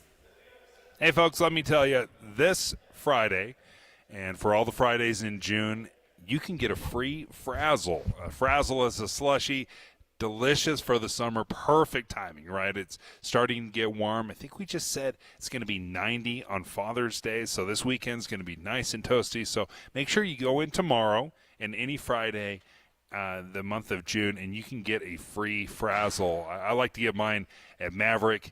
Though Maverick does require, your Adventure Club membership, that's fine, super easy. But a free Frazzle, a 12-ouncer, get your favorite one, test it out. There's one that I really like. It's the Pina Colada one. Non-alcoholic, obviously, but it has a lot of caffeine and lots of sugar, which is it speaks to me in the summer. It's so refreshing. So, yeah, check it out. It's fantastic. FreeFrazzleFriday.com to find the participating locations. I go to Maverick, but there's all sorts of places, Top Stop, Holiday Oil, all sorts of places across Utah. So check it out, Free Frazzle Friday. My brother-in-law died suddenly. And now my sister and her kids have to sell their home. That's why I told my husband we could not put off getting life insurance any longer. An agent offered us a 10-year, $500,000 policy for nearly $50 a month. Then we called SelectQuote. SelectQuote found us identical coverage for only $19 a month, a savings of $369 a year. Whether you need a $500,000 policy or a $5 million policy, SelectQuote could save you more than 50% on term life insurance. For your free quote, call SelectQuote at 1-800-330-1991. That's 1-800-330-1991. Or go to SelectQuote.com. That's 1-800-330-1991. SelectQuote. We shop, you save. Full details on example policies at SelectQuote.com/commercials. Want to annihilate payroll problems? Wipe them out with Paycom. Paycom torches timesheet errors like a flamethrower. Whoa! Obliterates overtime blunders like a wrecking ball. Holy mackerel! And PTO problems? Paycom leaves them pulverized. Wow! Because with Paycom, employees do their own payroll right in the Paycom app. They find and fix errors before payroll submission, so HR can tackle important stuff, like performance incentives and retaining top producers, so your people can crush their goals. Oops! And with Paycom, employees enter and manage their own HR info, like onboarding, tax setup, and benefits enrollment. It's all in one powerful software with ironclad security. Stop doing that! Sick of HR and payroll headaches? Don't just eliminate them. Demolish them! At Paycom.com. The Utah Division of Emergency Management says, make a plan, get a kit, be informed, get involved. Visit BeReadyUtah.gov for information on how to prepare your family for any emergency. With the three things you need to know this hour, I'm Dan Bomas. First, Springville police want to find out who's been throwing water balloons and eggs at people on the street. Second, some insurance companies have decided not to write policies on homes in Summit County because of the risk of wildfire. Third, the FDA is saying meat labeled grass-fed or free-range needs to be produced the way the label says. Right now, 58 degrees and mostly cloudy in Salt Lake City.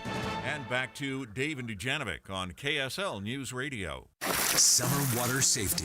Special coverage with Dave and Dujanovic. Really appreciated our partners at the Utah Division of Outdoor Recreation putting us in touch with the Utah Drowning Prevention Coalition, Dave. We're going to learn what recovery is like for somebody who survives what we call a near drowning in just a moment.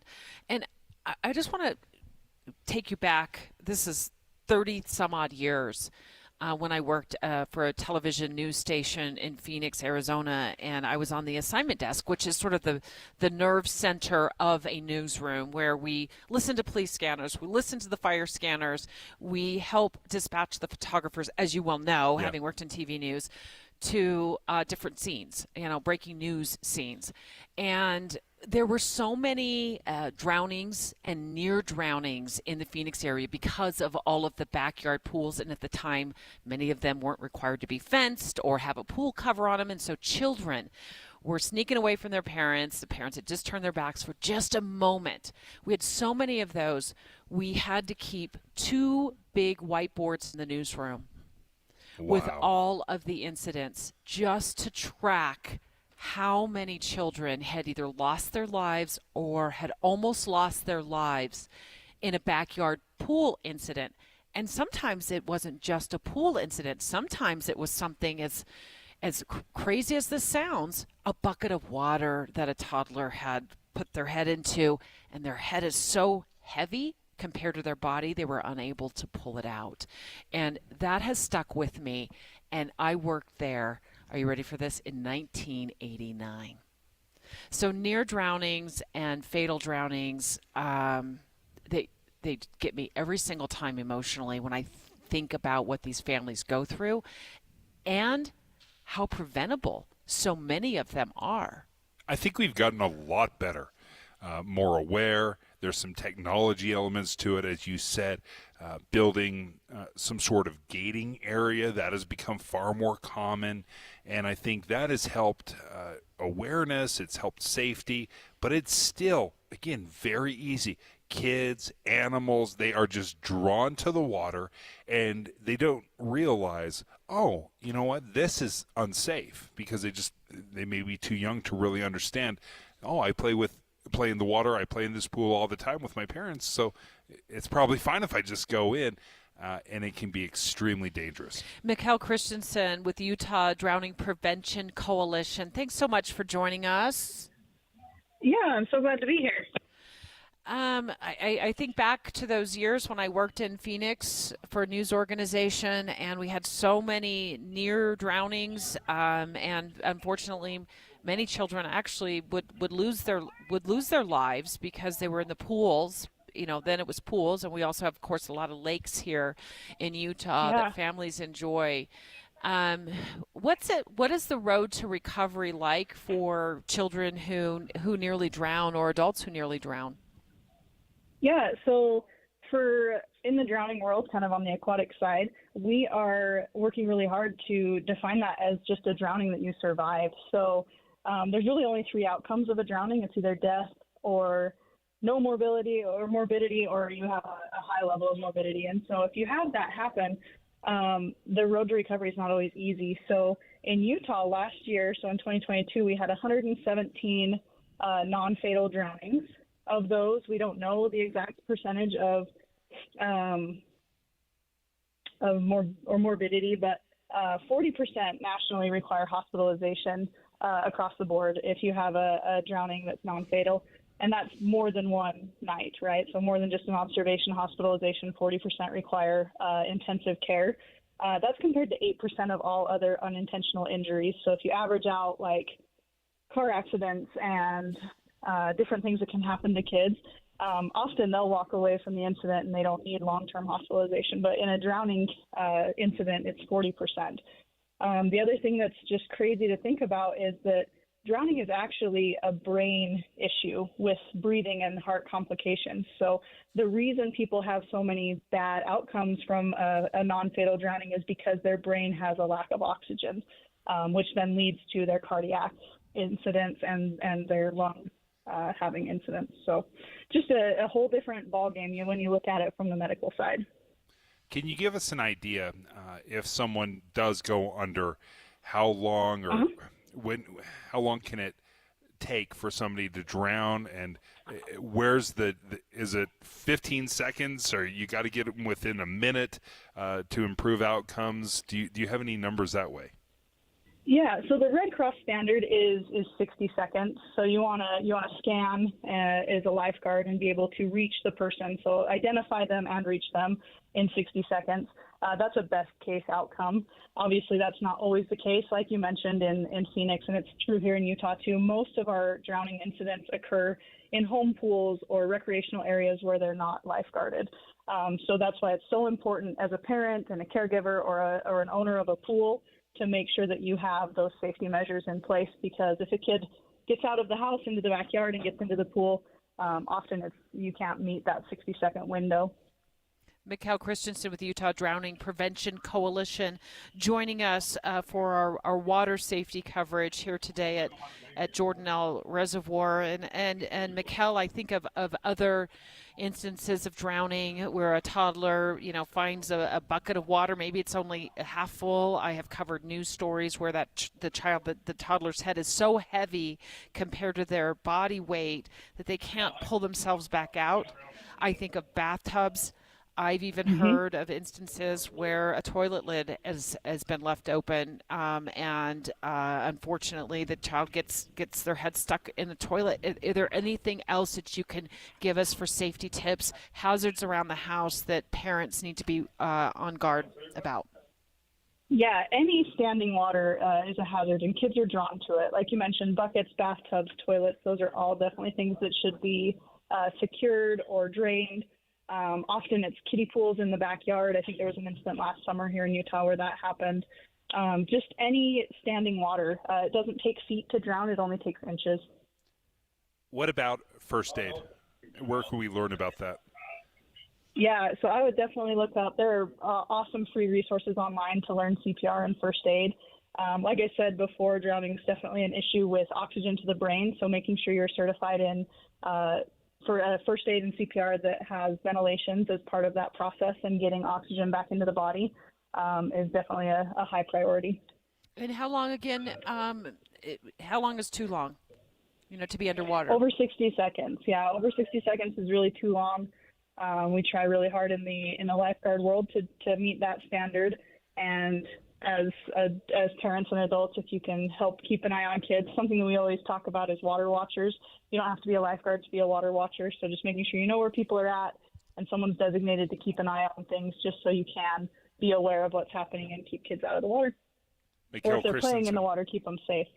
Yes, absolutely. Thank you. And here at Jordanelle Reservoir, it's super rainy right now, Deb. No one's on the lake. I don't see a single person on the reservoir right now, but this weekend we expect the weather to be much better, and this is where people, as soon as the sun pops out, they are on the water.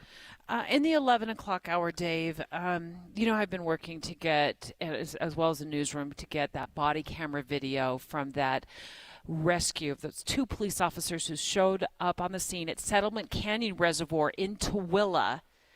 And they learned immediately as they pulled up to a screaming mother that her van had accidentally rolled into the reservoir with their 12-year-old daughter trapped inside. We have that body camera video, and I want to sit and listen. I thought about not doing this next segment at all, but after listening to it multiple times over the last couple of days, I want to play it for all of us, and I'm going to tell you what my takeaway is from it when we come back in the 11 o'clock hour.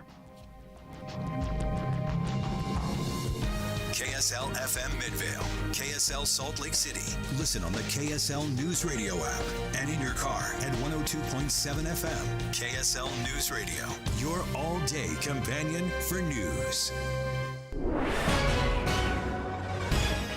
It's 11 o'clock at KSL News Radio. I'm Dan Bomas. KSL's top story this hour. We have breaking news just into the KSL newsroom. An Idaho judge is denying Lori Vallow-Daybell's attorney's request for a new trial. The East Idaho News reports Judge Stephen Boyce is denying the request for that new trial for Vallow-Daybell, saying the court did not misdirect the jury in her trial.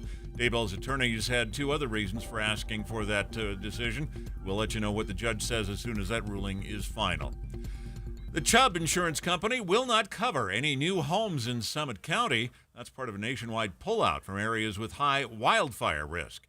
Utah Insurance Commissioner John Pike told David Dujanovic this might hurt Utahns beyond just Summit County. Say you want to have a home or a cabin in a wooded area. That could be considered, as I think we could all agree, high wildfire risk. That could be problematic. And Pike also says a key requirement to getting a mortgage is having home insurance, which already costs more now than it did just a few months ago. Utah's home insurance rates have grown the 8th fastest in the country. Our top national story this hour from ABC News. U.S. and NATO officials meeting today to talk about ongoing support for Ukraine in the war against Russia. The chairman of the Joint Chiefs, General Mark Milley, says billions of dollars in additional aid is on the way. This package procures critical capabilities, including Patriot munitions, Hawk air defense systems, artillery, rocket munitions, maintenance, sustainment support, and much more. In addition to money and weapons, 6,000 Ukrainian soldiers are being trained around the world. Your money at this moment, the Dow Jones average up 386 points on the day so far. The NASDAQ is up 86 points. And our KSL weather, we've got rain this morning and more tonight. That's next. KSL News Time, 11:02. We have enough people running around Broadcast House at 4 in the morning to field a football team. Producers, reporters, the traffic team, and us. This is Tim and Amanda. Join us each morning from 5 to 9 on KSL News Radio. Do you dream of a beautiful landscape, complete with colorful blooms to brighten your home throughout the seasons? Spring is the perfect time to create flower-filled garden beds or to adorn your front porch and backyard patio with gorgeous hanging baskets and grand container gardens. This is Brian with Olson's Greenhouse, and my family has been growing flowers with love and care for 80 years. That's a fourth-generation, local family business, growing plants and jobs right here in the mountain valleys of Utah. Whether you love bold, bright colors or calming classics, flowers grown by Olson's Greenhouse include something for everyone. So let's get to your local garden center and find the perfect flowers to create your dream landscape. And you'll be coming home to a yard bursting with blooms in no time. For inspiration on flower gardening, or just to find the closest garden center that carries flowers from the Olson's family, head on over to ogg.com for Olson's Greenhouse Gardens. That's ogg.com to dream big, dream bold, dream in color. These are emails filling your employees' inboxes, downloads beaming from device to device, and any one of them could be a cyber attack. Is it possible to keep your small business safe? It is with Comcast Business Security Edge. It helps keep your connected devices protected, and you can monitor threat activity in real time. So this security threat is the last thing you need to worry about. With Comcast Business, advanced security isn't just possible, it's happening. Get started with fast speeds and advanced security for $49.99 a month for 12 months with a 2-year agreement. Plus, ask how to get up to a $750 prepaid card with qualifying internet. Call or go online today to learn more. N6/21/2023. Restrictions apply. EcoBill and autopay required. New 50 megabits per second internet and Security Edge customers only. Equipment, taxes, and fees extra. Any Hour Services can help unclog any drain in your house, whether you have a backup, a clog, or a slow drain you want fixed. Call Any Hour Services or visit anyhourservices.com. Traffic and weather together, brought to you by Granite Credit Union's High Yield Savings Certificates. Here's Ricky Meese. Wet roads along the Wasatch Front, slowing down speeds, especially on the freeways. And we also have some problems. A crash on southbound I-15 just after North Temple, approaching about 6 South. It is blocking a right lane of traffic and causing delays. We also have an accident in Utah County, northbound I-15, 1600 North in Orem, blocking a left lane. I-215 South Belt, an accident eastbound. Those vehicles are on the left and right shoulders.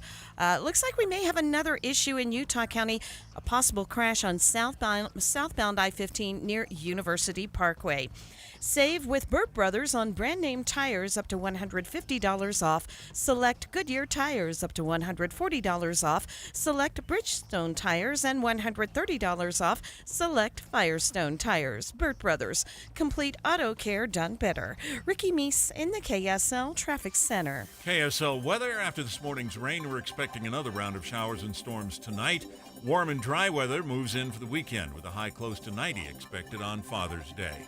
Right now, 59 degrees, mostly cloudy at KSL News Radio, 102.7 FM, 1160 AM, and KSLNewsRadio.com. Your all-day companion for news. Dave and Dujanovic. Watching, listening to the body camera video of this harrowing rescue at Settlement Canyon Reservoir in Tooele, it had me in tears again last night, Dave, and I'm already shaking just thinking about what we're about to listen to, as a family here, actually. Our listeners, you, me, our producers. I want to give a little ears warning. So this if this upset me, it could absolutely upset a child. So you can podcast this later. I think this story is really about a mom, a parent in sheer fear, desperation to save her child because the unthinkable has happened. Her van accidentally rolls into the water, sinks to the bottom with her 12-year-old daughter who could not get out. She and her son had managed to get out, or they weren't in the van at the time when it was rolling. And then these two angels in badges show up out of the blue to a mom's screams for help. This just happened about a week and a half ago on a Saturday afternoon in Tooele at Settlement Canyon Reservoir. And remember, we spoke to the corporal, the spokesperson for the police department, who said that the officers just happened to be in the area checking kind of on flood watch to make sure that the reservoir hadn't, come up over its banks, just to keep the community safe. And then they come upon this situation. Yeah, they saw the commotion. This wasn't a 911 call that they were responding to. As you said, Debbie, to say they were in the right place at the right time, it does not do it justice in any way. But they were exactly in the right place at the right time. They arrive and they get out of their vehicle and trying to figure out what happened. Transparency here. I listened to this again last night, and I thought about not playing this video or this audio we're about to listen to because it's so gut-wrenching. And as I stepped back and thought more about it, I thought, here are two literally angels in badges who show up to a mother who has nowhere to turn to. There's no way she can get her 12-year-old who's drowning inside that van out. The windows won't give, right? There's no way she can get down there. There's no way her son can get down there. So I decided, let's give these heroes their day. Let's give these heroes their day for what they did at this Utah reservoir a week and a half ago. The water as cold as you can imagine. The van is sinking or has sunk to the bottom. They can't see because the water is murky. And so they pull up on the scene to a mom's screams. Again, her daughter trapped inside the van. Let's listen.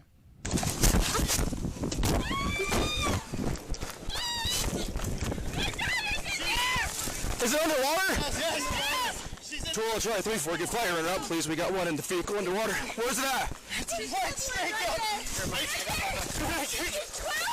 She's 12? Yes. Hey, take your boots off. We're doing this.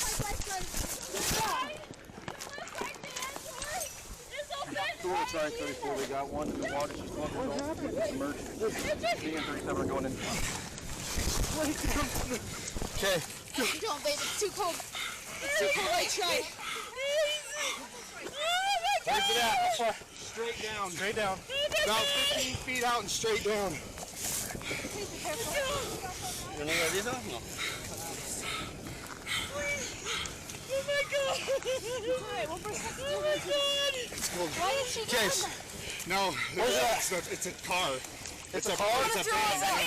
Okay. I'm gonna throw a rock. I want you to watch. Right there. Straight down from that. Right there. Right there. Right there. Straight down. I know it's cold, you guys. It's cold, you guys. Straight down. It's cold. Straight down. Call for backup. Somebody. Babe, no. Can you feel it? Babe, no. Babe. Babe, no. Babe, We gotta get blankets. watch out. Stay back. Which door's open? Left side. Driver's side. Driver front. No, the van door. Do you guys have? Hold on, I can't go any further. Come back, babe. Do you have an EMT kit in your trunk car? No. In the back of my car, the first one. There's a breathing kit. Go, go, go. Give me that. Why do you stay there?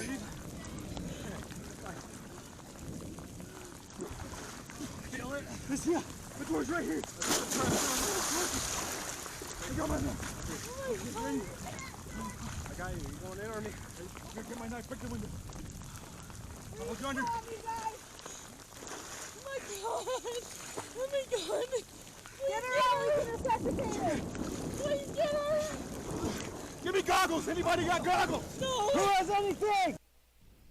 If you were just joining us, you were listening to just absolutely heroic attempt to rescue, and I said rescue, a 12-year-old little girl who's trapped in the bottom of a lake inside a van in Tooele a week and a half ago. And at this point, we're a couple of minutes into this, Dave, I believe about 3 minutes into the point that officers arrive. They figure out there's a car at the bottom of this lake, and they still have not been able to figure out a way to get to this little girl. Yeah, they cannot find, they don't see, and this water is so murky, it's so dark, you cannot see from the video where this vehicle is.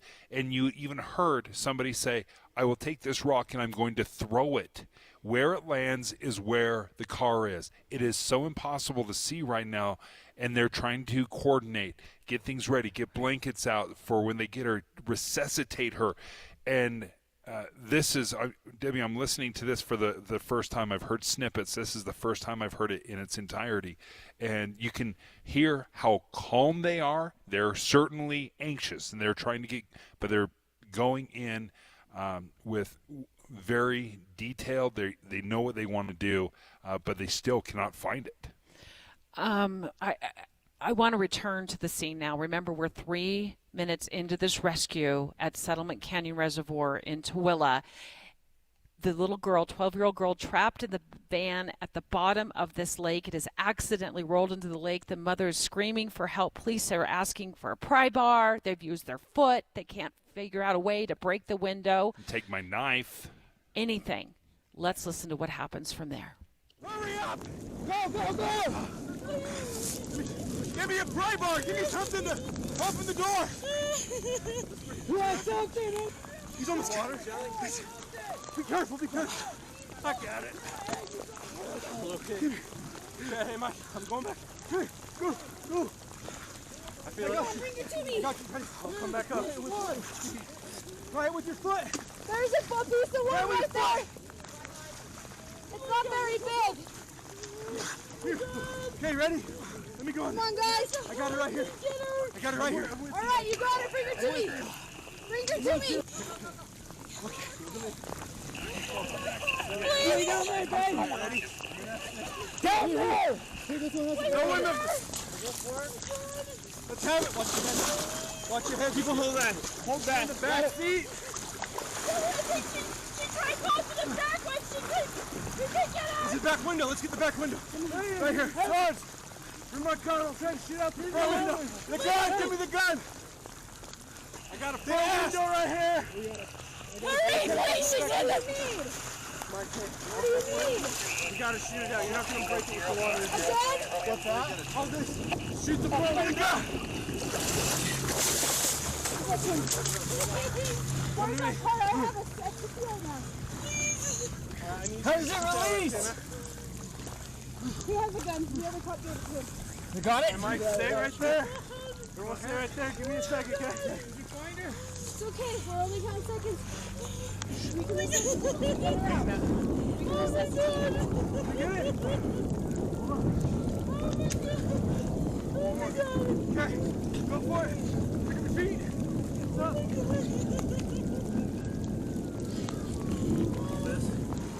You got an arm. You got an arm. Get her out. Do this.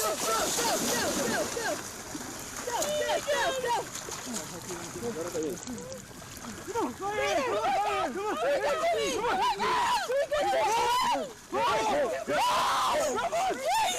She's not my friend.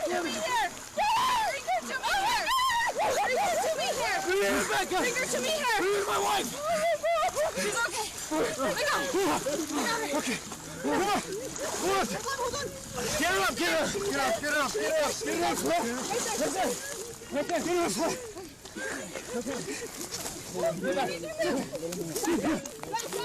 Okay. Back up. She's okay right here.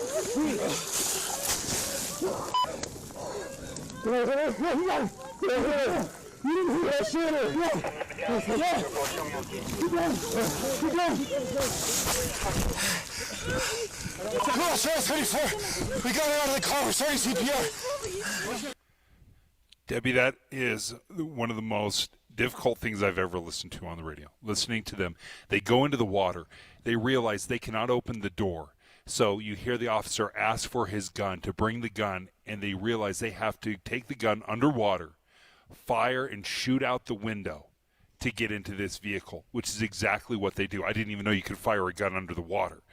But they shoot out the window. They go in, they grab this child, and you can hear them pull her out. I got an arm. Did you hear the officer? I got the arm. I got her. I got an arm. I got her arm. And then that moment, you can hear her mom just screaming, like just in desperation that they're going to be able to save her little girl, her 12-year-old who's trapped in that reservoir in Tooele. And in watching that police body cam video we just played almost in its entirety, Dave, there was certain things we just had to edit out, but mostly in its entirety, you just heard that entire span of when police arrived on that scene almost a week and a half ago on a Saturday afternoon where that van had accidentally rolled into the water. It was 6 minutes. It was 6 minutes of this little girl from the time police arrived. What I don't know is how long she was actually in the water in that van. It was 6 minutes from the time cops showed up. Two heroes in badges there on the scene just happened to be in the area.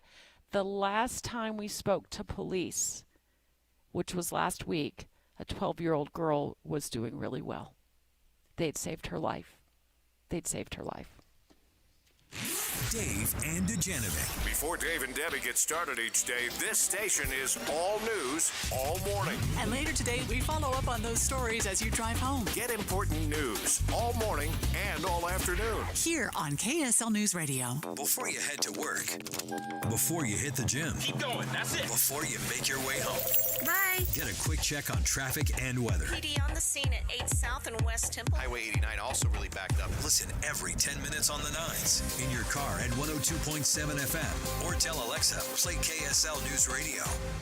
Amanda, getting dinner time taken care of any time during the year is tough, but especially in the summer when everybody's schedules are totally blown up and everybody's running in different directions.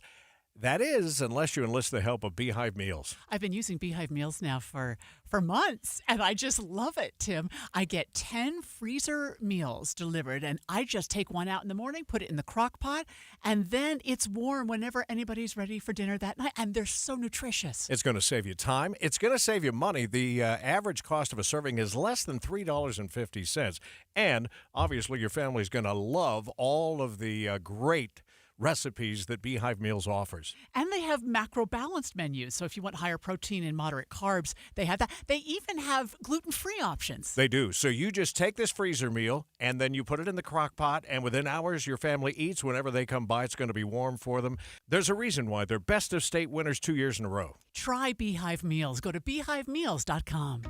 Here's a question. Do you wear dentures? At Grandpa's Dental, you can trade in your floppy dentures and get $2,000 towards an implant-supported solution. You know, they say the older you get, the more you need your teeth. Well, chewing your food isn't a luxury. And taking a bite out of a nice, juicy steak, well, it takes teeth. At Grandpa's Dental, they have over 10,000 restorations under their belt, and it's always affordable. When you walk into one of their 3 locations, you're family. Period. At Grandpa's Dental, they live their family legacy by building lasting relationships through state-of-the-art services. So if you want to stop the flop and actually eat foods you can chew, trade in your dentures at Grandpa's Dental for $2,000 towards your implant solution. Schedule your free consultation at grandpasdental.com today. That's grandpasdental.com. A must-see Utah Symphony performance of Star Wars Episode 7, The Force Awakens, in concert. The entire movie plays on the big screen while the Utah Symphony performs the score in sync with the film. Text us here in the studio about the weather in your area. The Cypress Credit Union KSL text line is 57500. With the 3 things you need to know this hour, I'm Dan Bomas. First, some insurance companies say they won't cover homes in Summit County anymore because of the risk of wildfire. Second, Weber County officials aren't happy with the number of short-term rentals in their community. Third, the U.S. and NATO countries sending another $325 million in military aid to Ukraine. Right now, 59 degrees, mostly cloudy in Salt Lake City. And back to Dave and Dujanovic on KSL News Radio. Summer water safety. Special coverage with David Dujanovic. Well, if you're boating right now in this weather that we're having up at Jordanelle Reservoir, it's not good boating weather. You're not boating. You're not boating in this. No, you're trying to get off the lake. Although there are not a lot of people on the lake right now because it's a Thursday morning, and obviously we can hear the sounds of rain. Can you hear that? I'd fall asleep to that. Yeah, that's actually, you're listening to live rainfall here at Jordanelle State Park. And it's coming down hard. We're speaking live once again with the Utah Division of Outdoor Recreation about outdoor safety around water. And Dave and I just listened to some of the most difficult audio that either one of us we've ever heard in our careers, but certainly on the radio.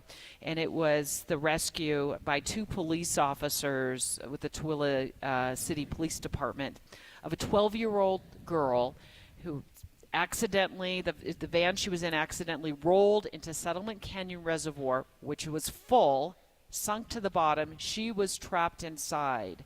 And if you didn't hear it, I invite you to podcast that later in its entirety and listen to the heroic efforts by 2 Tooele City police officers to get her out alive. Yeah, we're going to play a little bit. So, folks, it turned out well, but the audio is certainly disturbing. But to give you an idea of what a lot of our folks deal with, the deal with rescues, this is what it's like, and we play it in part to make you realize, it's all fun and games until something happens, until there's danger, and then it gets very scary very quickly. And let's play a little bit of this. Hurry up! Go, go, go! Give me a pry bar! Give me something to open the door!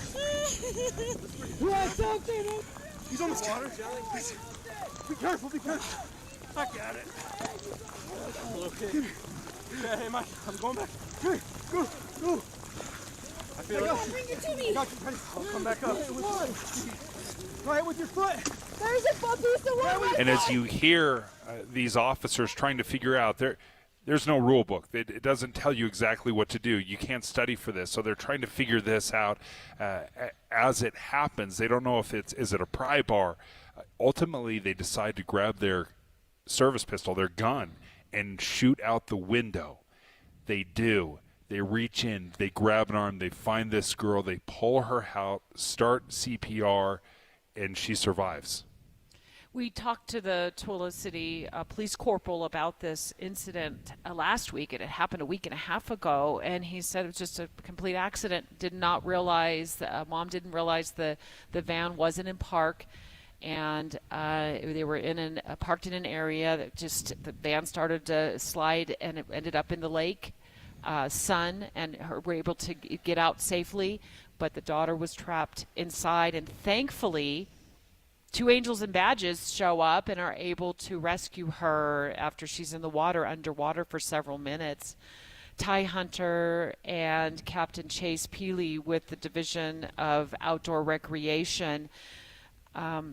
This was a complete accident, and being a parent of 3 kids, we spent a lot of time in the water with the kids on a boat, fishing as well. Accidents happen. You guys see a lot of them. What are some of the accidents that we need to be aware of as parents, or the potential for an accident to happen? Well, I'll just say to this one is these types of things can happen whether it's sunny or if it's cloudy and rainy like it is today with that. In fact, a lot of times it just happens, cool, just calm weather, sunlight, calm weather, they occur out there. A lot of it just comes down to the complacency of the individuals. You just told us too that there was a truck that rolled into a reservoir. Yes. Was it yesterday? Yes, yesterday with that. And this happens multiple times. Was it not in park? Yeah, as far as we know, that's how it basically rolled in there. And that's a lot of it is we just get complacent in we want to get the task of getting the boat loaded, or we want to have the task of hurrying getting out and helping that person with that, and we forget that we leave things in drive, or we forget to place that emergency brake on, and when that extra load is being placed on the transmission of that vehicle, it causes some issues that is there on that incline of a ramp or on a hill. So those are things that you just need to slow down. That's the biggest thing, is slow down. Look at this before you exit your vehicle, or even when you're on the water. Slow down, pay attention with it. You're on vacation. It doesn't have to be hurried. Captain Chase Peely, one thing that I've heard you both say multiple times is divided attention. How do you combat that? So what we've seen is while they're out there, there's a lot of distractions and being focused on the task at hand. And I know we're in a fun recreational environment, so to be focused on one thing is a little difficult because everyone wants to have fun out there. But if you're launching a boat, that's a serious situation of launching a boat. At least it could be a serious situation. And while you're wake surfing, there's the moment of the propeller, so making sure everyone's clear of the propeller. There's a lot of things that can turn in an instant, especially with water. Ty Hunter, spokesperson with the Division of Outdoor Recreation. Let's get back to you. You told us something last week, and I don't think we touched on it when we were live with you. And you talked about babies on boats and baby carriers, and something parents don't realize is really problematic and a potential hazard. Yes, I've been flabbergasted at how many times that I've actually seen babies strapped in their carrier, taken out of the car, their infants in their carriers, and then placed on the deck of the boat, and the family is out boating on there. There's no life jacket. They're strapped into that carrier. There's no safety for that infant. And frankly, I know that we preach this as being the outdoors and being a family event, but this is a point in time. That child needs to be home and well taken care of and out of those elements, that heat, and then also in an emergency time, who's going to take care of the baby and keep that baby afloat in that type of circumstance. So that's what we're just like, keep it home, keep a babysitter. Maybe mom needs to stay home with the baby on this trip. Captain, when I listen to the audio from the body camera video at Settlement Canyon, I feel just for that mom, having been a mom, not in that circumstance, but in other circumstances where fun suddenly turns to a potential of life and death. And I think you probably see a lot of that where families come out to just have a really good time, and then in an instant things go south. What's your suggestion as families look to the summer to get out on the water? There's a lot of things to prepare for, especially with recreating in the waterways, and some of the things that if the unfortunate event happens of a emergency situation where people need to act, a lot of times emotions run high, and what needs to happen is best is that the people can do is react in a calm manner, calm yourself down so you don't yourself become a liability, and as you contact emergency services, provide clear communication so responding personnel can actually know where they're going to get there a little bit quicker, and as you receive help from others, it's a chaotic situation, but the ones that can really help out are the ones that are calm and collected, and that's how we've, as officers and responding officers or responding personnel have trained is, we need to do our best in calming ourselves down so that we can help others. Ranger Peely, thank you for joining us. Ty Hunter, again, this has been so informative. Thank you to the Utah Division of Outdoor Recreation, who's really made this possible for us to be up here at Jordanelle. And even though it's rainy and kind of miserable right now, beautiful, yes, but certainly not boating weather. But we appreciate you being up here and giving us so many great insights. It's 11:31 at KSL News Radio. I'm Dan Bomas. KSL's top story is a breaking news story out of southern Idaho. It's official now. No new trial for Lori Vallow Daybell. The East Idaho News reports a judge has ruled there is not sufficient evidence for a new trial. Vallow Daybell's legal team was arguing the court misdirected the jury in her trial. In May, Vallow Daybell was found guilty for her role in the deaths of her 2 children and her husband's first wife. Weber County officials say there's an issue with short-term rentals. Problem? Just too many. KSL News Radio's Amy Kobe reports. Hundreds of short-term rentals are popping up in areas of the county where they're not actually allowed. The county hired an outside firm to find the exact numbers. These are Airbnbs, Vurbos, and other rentals that people list online for people to use for just a short time. But it's not just Weber. Leaders in Park City and across the state are worried about the same thing, mostly because they say it's having an impact in their communities. The Standard Examiner reports the county is now trying to work with dozens of rentals to help them follow the codes. Our top national story this hour from ABC News. The U.S. Supreme Court has upheld a federal law that gives priority to Native American families in adoptions of Native American children. ABC's Devin Dwyer has more. A big win for the tribes. It means that this law is upheld. It means that those preferences, those priorities in placement will go on. And it also means that tribes who were so concerned about the inability to keep these kids in their communities, in their political system as sovereign nations would be undermined. The law was challenged by a group of white Christian foster parents from Texas who said it was unconstitutional discrimination.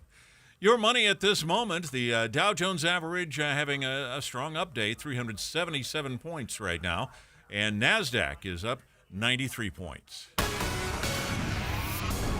Our KSL weather, looks like the rain has stopped for the morning, but more is on the way. That's next. KSL News Time, 11:33.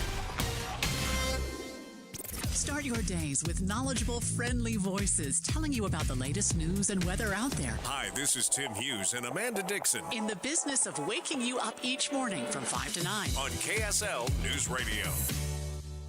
Troy, I want to spoil the crud out of our amazing customers during Bish's RV Customer Appreciation Month. Oh, I'm with you. We're throwing the biggest customer appreciation sale in our history. Okay, this should be good. For starters, employee pricing is back on select RVs. Go to Bish's.com and click the Get Lowest Price button. Stop! Cut the music. What the heck? You're leading with employee pricing? You gotta save your best for last, not first. Can I just get back to the sale? Just saying. Hit it, guys. On top of employee pricing on select RVs, we're giving you 90 days no payments for all play and no pay OAC. That's good too. And no reasonable offer will be refused on remaining 2022s. Whoa. Plus, we'll trade anything. Just ask. Cut the music. What now? Sorry. Just feeling a little power hungry. Is that it? Yep, you're doing great. Hit it, guys. Get employee pricing, 90 days no payments OAC, amazing trade value, and more during Customer Appreciation Month at Bish's RV in North Salt Lake and our new location in American Fork. Bish's RV, where memories begin. Hey, if you're sick and tired of being sick and tired, it's time to change the game. It's all about changing the conversation. I did that 18 months ago with SOTA Weight Loss. SOTA stands for state-of-the-art weight loss because it is state-of-the-art. I lost 37 pounds in less than 90 days, and here I am a year and a half later. I feel better, I sleep better, I perform better, and all through a very simple process. The pounds and inches roll away, and most important, you get to that strong space where you feel like yourself again or like you've got that energy. And I'm not the only one. There are countless people across the country, and right here in the state of Utah, I love to hear from people who will send me a text or pull me aside at an event and say, Boyd, I did it. I did it, and it worked, and it can work for you. So as I always say, when it comes to your SOTA weight loss journey, there's no time to lose. There's only time to win. So start winning. Check it out at sotaweightloss.com, SOTAweightloss.com. For the ones who know safety isn't a catchphrase, it's a culture. And the ones who help make sure everyone makes it home safe. For the safety-minded who watch everyone's backs, Grainger offers supplies and solutions for every industry, as well as safety assessments and training to keep your facilities safe and your people safer. Call, click Grainger.com, or just stop by. Grainger, for the ones who get it done. At KSL News Radio, we have a 30-year legacy of honoring Utah teachers, but we can't do it without your help. Please tell us about an important teacher in your life on the KSL Teacher Tribute Wall, presented by Cypress Credit Union. Each month, one lucky teacher wins a $500 gift card from Cypress Credit Union, a $250 gift card to Harmon's, plus season tickets to Hale Center Theater. Say thanks to your teacher today at kslnewsradio.com/teacher from Cypress Credit Union and KSL News Radio. Traffic and weather together brought to you by Granite Credit Union's High Yield Savings Certificate. Here's Ricky Meese. Still some rainfall and wet roads along I-15 in Utah County, and that's anywhere from Lehigh to Provo. And we do have an accident on the northbound side of I-15. They're out of traffic up against the left barrier about a mile or so after 2100 North Lehigh. For Salt Lake County drivers, the final cleanup of the accident southbound I-15, approximately 6 south. It's been blocking a right lane of travel and causing some delays. And then we have an accident. This is going to be on the ramp at I-15 and Beck Street. You do have emergency crews at the scene. They are blocking a left lane of travel and also looking at some heavy and slow traffic southbound on Highway 40. If you're going from Jordanelle down to River Road, and delays northbound from SR 248 up to the I-80 junction. Make Father's Day easy and get the best gift ever, a blanket or robe from Minky Couture. Shop online at minkycouture.com or any Minky store. Best gift ever, Minky Couture. Ricky Meese in the KSL Traffic Center. KSL weather. After this morning's rain, we're expecting another round of showers and storms tonight. Warm and dry weather moves in for the weekend with a high close to 90 expected on Father's Day. And right now, 59 degrees, mostly cloudy at KSL News Radio, 102.7 FM, 1160 AM, and KSLNewsRadio.com. Your all-day companion for news. Summer water safety. Special coverage with David Dujanovic. That rainfall you're hearing, it's not white noise from your sleeping app, Dave. That is the rainfall. Right now at Jordanelle State Park, we are live at Jordanelle Reservoir in Summit County, and it's raining. It's been raining for quite a while. Should I ruin everybody that's listening right now? Alexa, play Rainfall. It's 55 degrees out there right now. We are inside the event center with a beautiful view of the reservoir. We know there aren't any boaters probably out there right now. We would hope not, given the elements. But we do know that this weekend is going to be a beautiful weekend, hitting up to 90 degrees in the valley, according to the KSL Weather Center. And I'm sure a lot of families will be out recreating for Father's Day. I want you to take right now, Dave, a guess, a pop quiz time, because I love it when you're wrong. I want you to take a guess at how full Jordanelle Reservoir is as you look at it. Okay, initially when I was driving in, because I had traveled back and forth from here a million times last year. I was shocked at how low it was. So last year. So Okay. when I was driving into the Heber Valley and I'm looking at Jordanelle Reservoir, I was shocked at how full it was. So are you going to make me put a percentage on it? Put a percentage on I'm it. going to put it at 83%. Alan Packer, General Manager of Jordan Valley Water Conservancy District. I think Dave is wrong, but I will let you be the bad guy. Because it's 84%? How full is Jordanelle Reservoir by your numbers? Well, it looks like it's over 98% full now, and it's scheduled to completely full probably in the next week or two. 98%? I was hoping for that. But you think it'll be totally full by next week?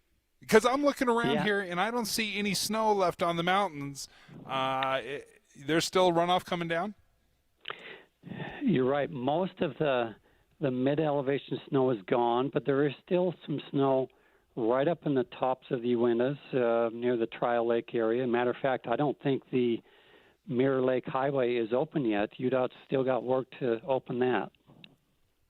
So Jordanelle is almost 100% full. When is the last time that we've seen this reservoir that full, Alan?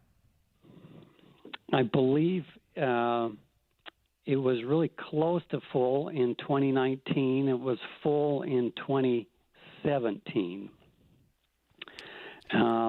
But it's a multi-year storage reservoir, and it's important that the public use the water carefully so that we can make this full reservoir last for several years. How low was it last year? I remember driving in, and I was just shocked at how much it had been drained. What was the low last year? Yeah, I believe it got to lower than it was in the mid-40% or so full. So, yeah, it's picked up a lot of ground. So I heard you say conservation still key, but I know Jordan Valley Water Conservancy District, at least that I'm aware of, there's no watering restrictions in place for the summer, correct? Well, while we are able to provide a full supply because of the great conditions, we still have restrictions that are typical all the time, and those restrictions include no outdoor irrigation between 10 a.m. and 6 p.m. Okay. No outdoor irrigation during windy conditions. And we want all of our customers to limit the frequency of their outdoor irrigation per the Slow the Flow lawn watering guide. And they can just Google Slow the Flow, and there's a nice lawn watering guide statewide that's unique to each region that can give recommendations on how many irrigations their landscape might need at any given time. Best practices, rule of thumb, how often? This week, well, without the rain, of course, with today's rain, what we want people to do is just turn off the irrigation for the next few days. Don't start irrigating their landscape again until it really needs it. Without the rain, this time of year, it's usually about twice per week is what the Slow the Flow lawn watering guide recommends in Salt Lake County, and it varies for different parts of the state. Alan Packer is the general manager for the Jordan Valley Water Conservancy District. He just gave us the good news that Jordanelle Reservoir is at 98% capacity. Dave had put it at mid-80s. Dave was wrong. Alan's got the real numbers because he's the general manager over Jordan Valley Water Conservancy District. And so it sounds like water managers, Alan, are trying really hard to change habits for the long term and maybe even change habits for existing homes, homeowners, and businesses to, as you project more growth in the valley. Absolutely right. Thanks for asking that question. We're promoting the retrofit of existing landscapes through Utah Water Savers website. We're really happy with additional funding that the state of Utah has brought to this program that we're combining with our own funding. And residents and businesses can earn up to $3 per square foot if they remove unnecessary, non-functional turf grass and replace it with something that's beautiful, uses a lot less water. So if people are interested, they can go to utahwatersavers.com, enter in their information, and it'll direct them how to proceed through the program. Alan Packer, thank you. Great news. We're excited to hear. Almost completely full here at Jordanelle Reservoir. It's beautiful. We're watching the rain come down right now. 98% capacity. They expect it to be fully hitting that 100% mark by next week. Alan Packer, General Manager of the Jordan Valley Water Conservancy District. Thanks for joining us. Dave, you know how Jeff Kaplan's afternoon news, that Jeff always picks out music to send listeners into break with? Like he picks out some really awesome tune that we can jam to. Why don't we send our listeners to this break with the sound of rainfall up here at Jordanelle Reservoir? And as we're listening to that, KSL News Radio's Peter Johnston had a report this morning that we all need to hear. It's happening in California, and now it's happening here. He tells us that an insurance company is dropping out of Summit County for homeowners coverage. We're going to get details live in about 3 minutes. Dave and Dujanovic. Hey, stay right here for more of Dave and Dujanovic. And tomorrow morning, come back here for news, traffic updates, and reliable weather. Join us to have a listen. Tim and Amanda. Your morning companions for news. Wouldn't it be great if life came with a remote control? You know, you could hit pause when you needed to, or hit rewind, like that time you knocked down that wasp's nest. Uh-oh. Well, life doesn't always give you time to change the outcome, but prediabetes does. With early diagnosis and a few healthy changes, you can stop prediabetes before it leads to type 2 diabetes. To learn your risk, take the 1-minute test today at doihaveprediabetes.org. Brought to you by the Ad Council and its prediabetes awareness partners. Yeah, I'm so stressed. Our business is growing. We've got people all over now. Ooma. What is that? Meditation? I'm recommending the Ooma cloud phone system with auto attendant and more than 50 features.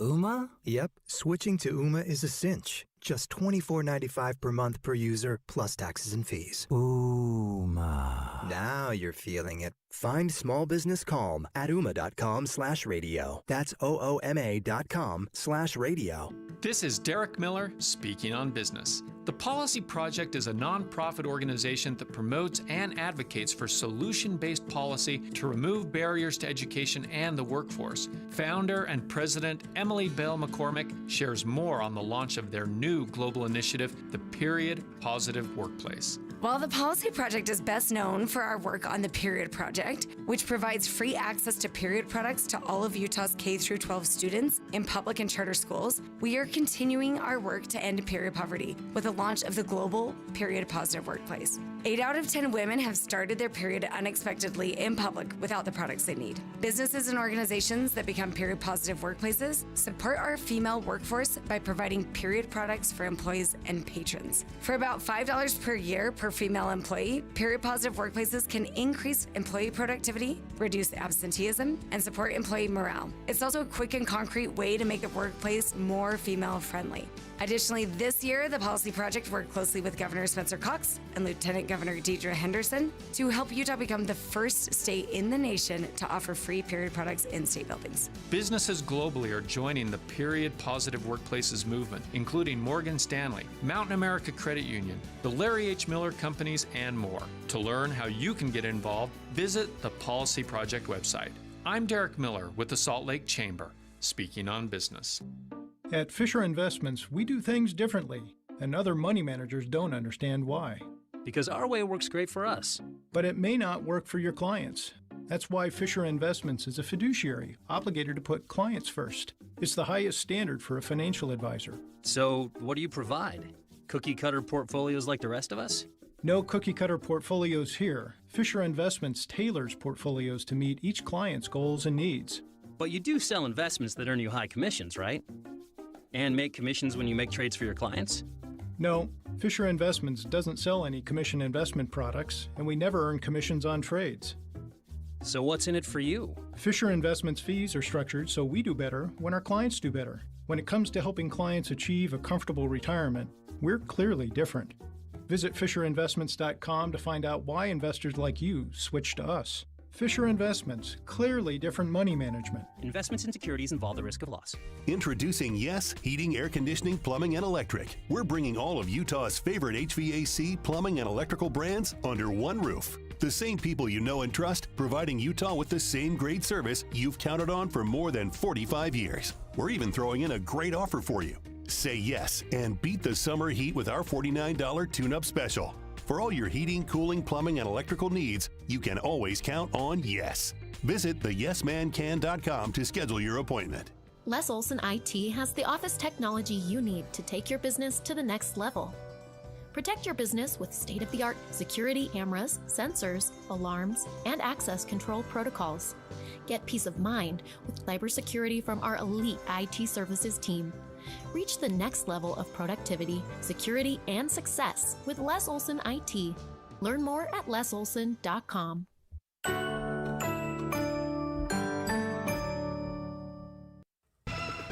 With the three things you need to know this hour, I'm Dan Bomas. First, a judge in Idaho has denied Lori Vallow Daybell's petition for a new trial. She was convicted of murder in the deaths of her two children and conspiracy in the death of her husband's first wife. Second, West Jordan city offices are dealing with a phone outage right now, not affecting emergency services.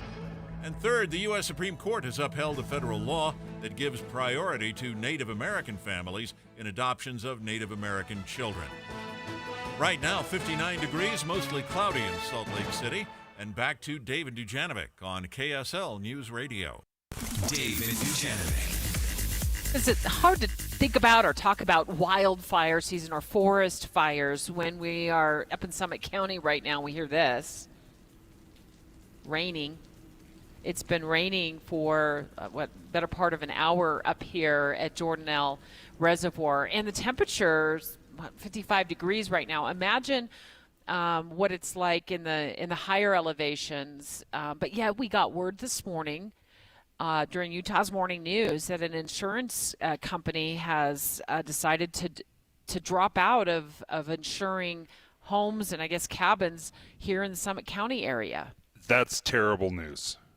Just terrible because, again, when you purchase a home, I never thought about the possibility of it being uninsurable, right? But I think a lot of homes out here, they are built in the mountains. They are surrounded by all this beautiful greenery and shrubs and big trees. Yeah, that would scare me. Peter Johnston, KSL News Radio reporter, heard you reporting about this morning. Set the scene for Dave and I and our listeners about what you were able to learn about this. Hey, Dave and Deb, thanks for having me on. So here's the deal. So Summit County is pretty similar to California in a lot of ways, even though its residents might not like that, in terms of its risk of fire. And so what that's meant is that State Farm and Allstate, I believe, just a couple of years ago, pulled out of, or just a little bit ago, have pulled out of the area. And Chubb is the latest insurance company to do this. Chubb's not a company I'd heard of before today, but it actually owns $200 billion worth of assets. It's one of the world's largest insurance companies. So it's kind of a big deal that Chubb is pulling out of Summit County. So what that means is that new homeowners, or home buyers, I should say, are going to have a harder time finding insurance because this is just one less company in the area that's going to be providing that coverage for those homes. So the idea was they're not giving solutions. They're just saying, well, good luck because we're out. Yeah, but I mean, to play devil's advocate and explain their side of things, I know that you two had on Utah's insurance commissioner on, John Pike, just a week or two ago. And as he was explaining then, from their perspective, this is a terrible investment.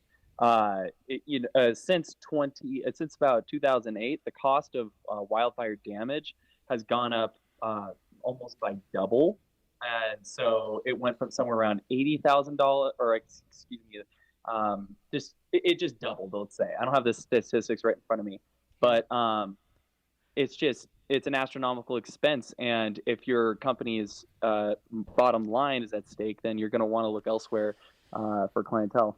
So it's just Chubb Insurance that is leaving the Summit County area. It's not the other two you named, which have decided to make changes in California, right? Yeah, that's true. And this is the latest Chubb is. But what's also happening in Summit County is that, at least according to some of the reporting I've seen, AIG Private, they're another insurance giant. They're actually hiking up costs. And so the way that this works is that basically they have this software that maps out fire risk for various areas around the United States. And it's on a scale of 1 to 50. So if it's above a level of 35, that means that's a big red flag, and insurance companies like to get out of there. That's according to some reporting I saw from the Salt Lake Tribune. But so Summit County is definitely up there on this fire risk rating. Okay. Peter Johnston, KSL News Radio, tracking this story ever so closely for us. You just mentioned John Pike. He's the Utah's insurance commissioner. He's on the line right now. This is some harsh news. John, is it just Chubb and then also AIG? Tell us what's going on from your perspective. Well, thank you. Appreciate the chance to be on with you again today. And yeah, at this point, I'm not aware of others. I think, like Mr. Johnston just said, what we've heard is that there are a few carriers that are either maybe taking a closer look and saying, well, we might just charge more for kind of more at-risk areas in their estimation, and that is their duty, of course, and their their opportunity to decide what is best for their company. And so we hear that there are some, like Chubb, and I've heard of a couple of others that are at least looking at it. I think Chubb is the first one I've heard of that is saying, in a sense, kind of we're putting a moratorium on new business in Summit County. I do know that there are a few that are just looking at those maps that Mr. Johnston just referred to and saying, okay, we're going to be looking at one or two of those different maps. There are different versions of them, and we're going to make some of our own policy decisions. And so that is a concern, but we do want a healthy insurance market in Utah. I think we have that now as I look at the data. The company that we're talking about today, Chubb, has a very, very, very small market share in Utah. Okay. And so we're talking under 1%. In fact, we're talking, and so it's probably today this isn't the scariest news, but we would certainly want to monitor this, and ultimately I'll tell you, Dave and Debbie, that it's up to the legislature to basically decide what insurance companies can and can't do, and then we administer that. We enforce whatever those laws are. And I can tell you that, I think I told you last time, they are looking at this issue. They've been looking at it and kind of trying some things on for size, I would say, for the last couple of sessions, actually. And I talked about it as recently as last week with the executive director of the state's natural resources department. And so, there are ongoing discussions about sort of the, not only forest management, but how it interfaces and abuts up to our, urban and suburban, neighborhoods. Yeah. So it is an issue, and it's right now, it's up to the insurance companies to decide how they're going to deal with it. And like I said before, we want them to be healthy, right? Right. Because we want choice. We want consumer choice in the market. Today, they have choices, and that's good. And I think it's my job and our job and the legislature's job to, one way or another, kind of work out how we can keep that choice and healthy market alive in Utah. Thanks, John. John Pike, Utah's insurance commissioner, jumping into the conversation with us regarding this development with Chubb Insurance in Summit County. You can find out more information on that at kslnewsradio.com. And I think the point he was making is right now the insurance companies, they do have choice. But if you push too hard, if you raise prices too high, or you just remove yourself out of certain markets, then you might see some legislative backlash because we can't let entire counties go uninsured just because there's some trees growing around. We can't let insurance companies just cherry pick the safest possible places. It needs to be available to everybody. So this is the delicate balance.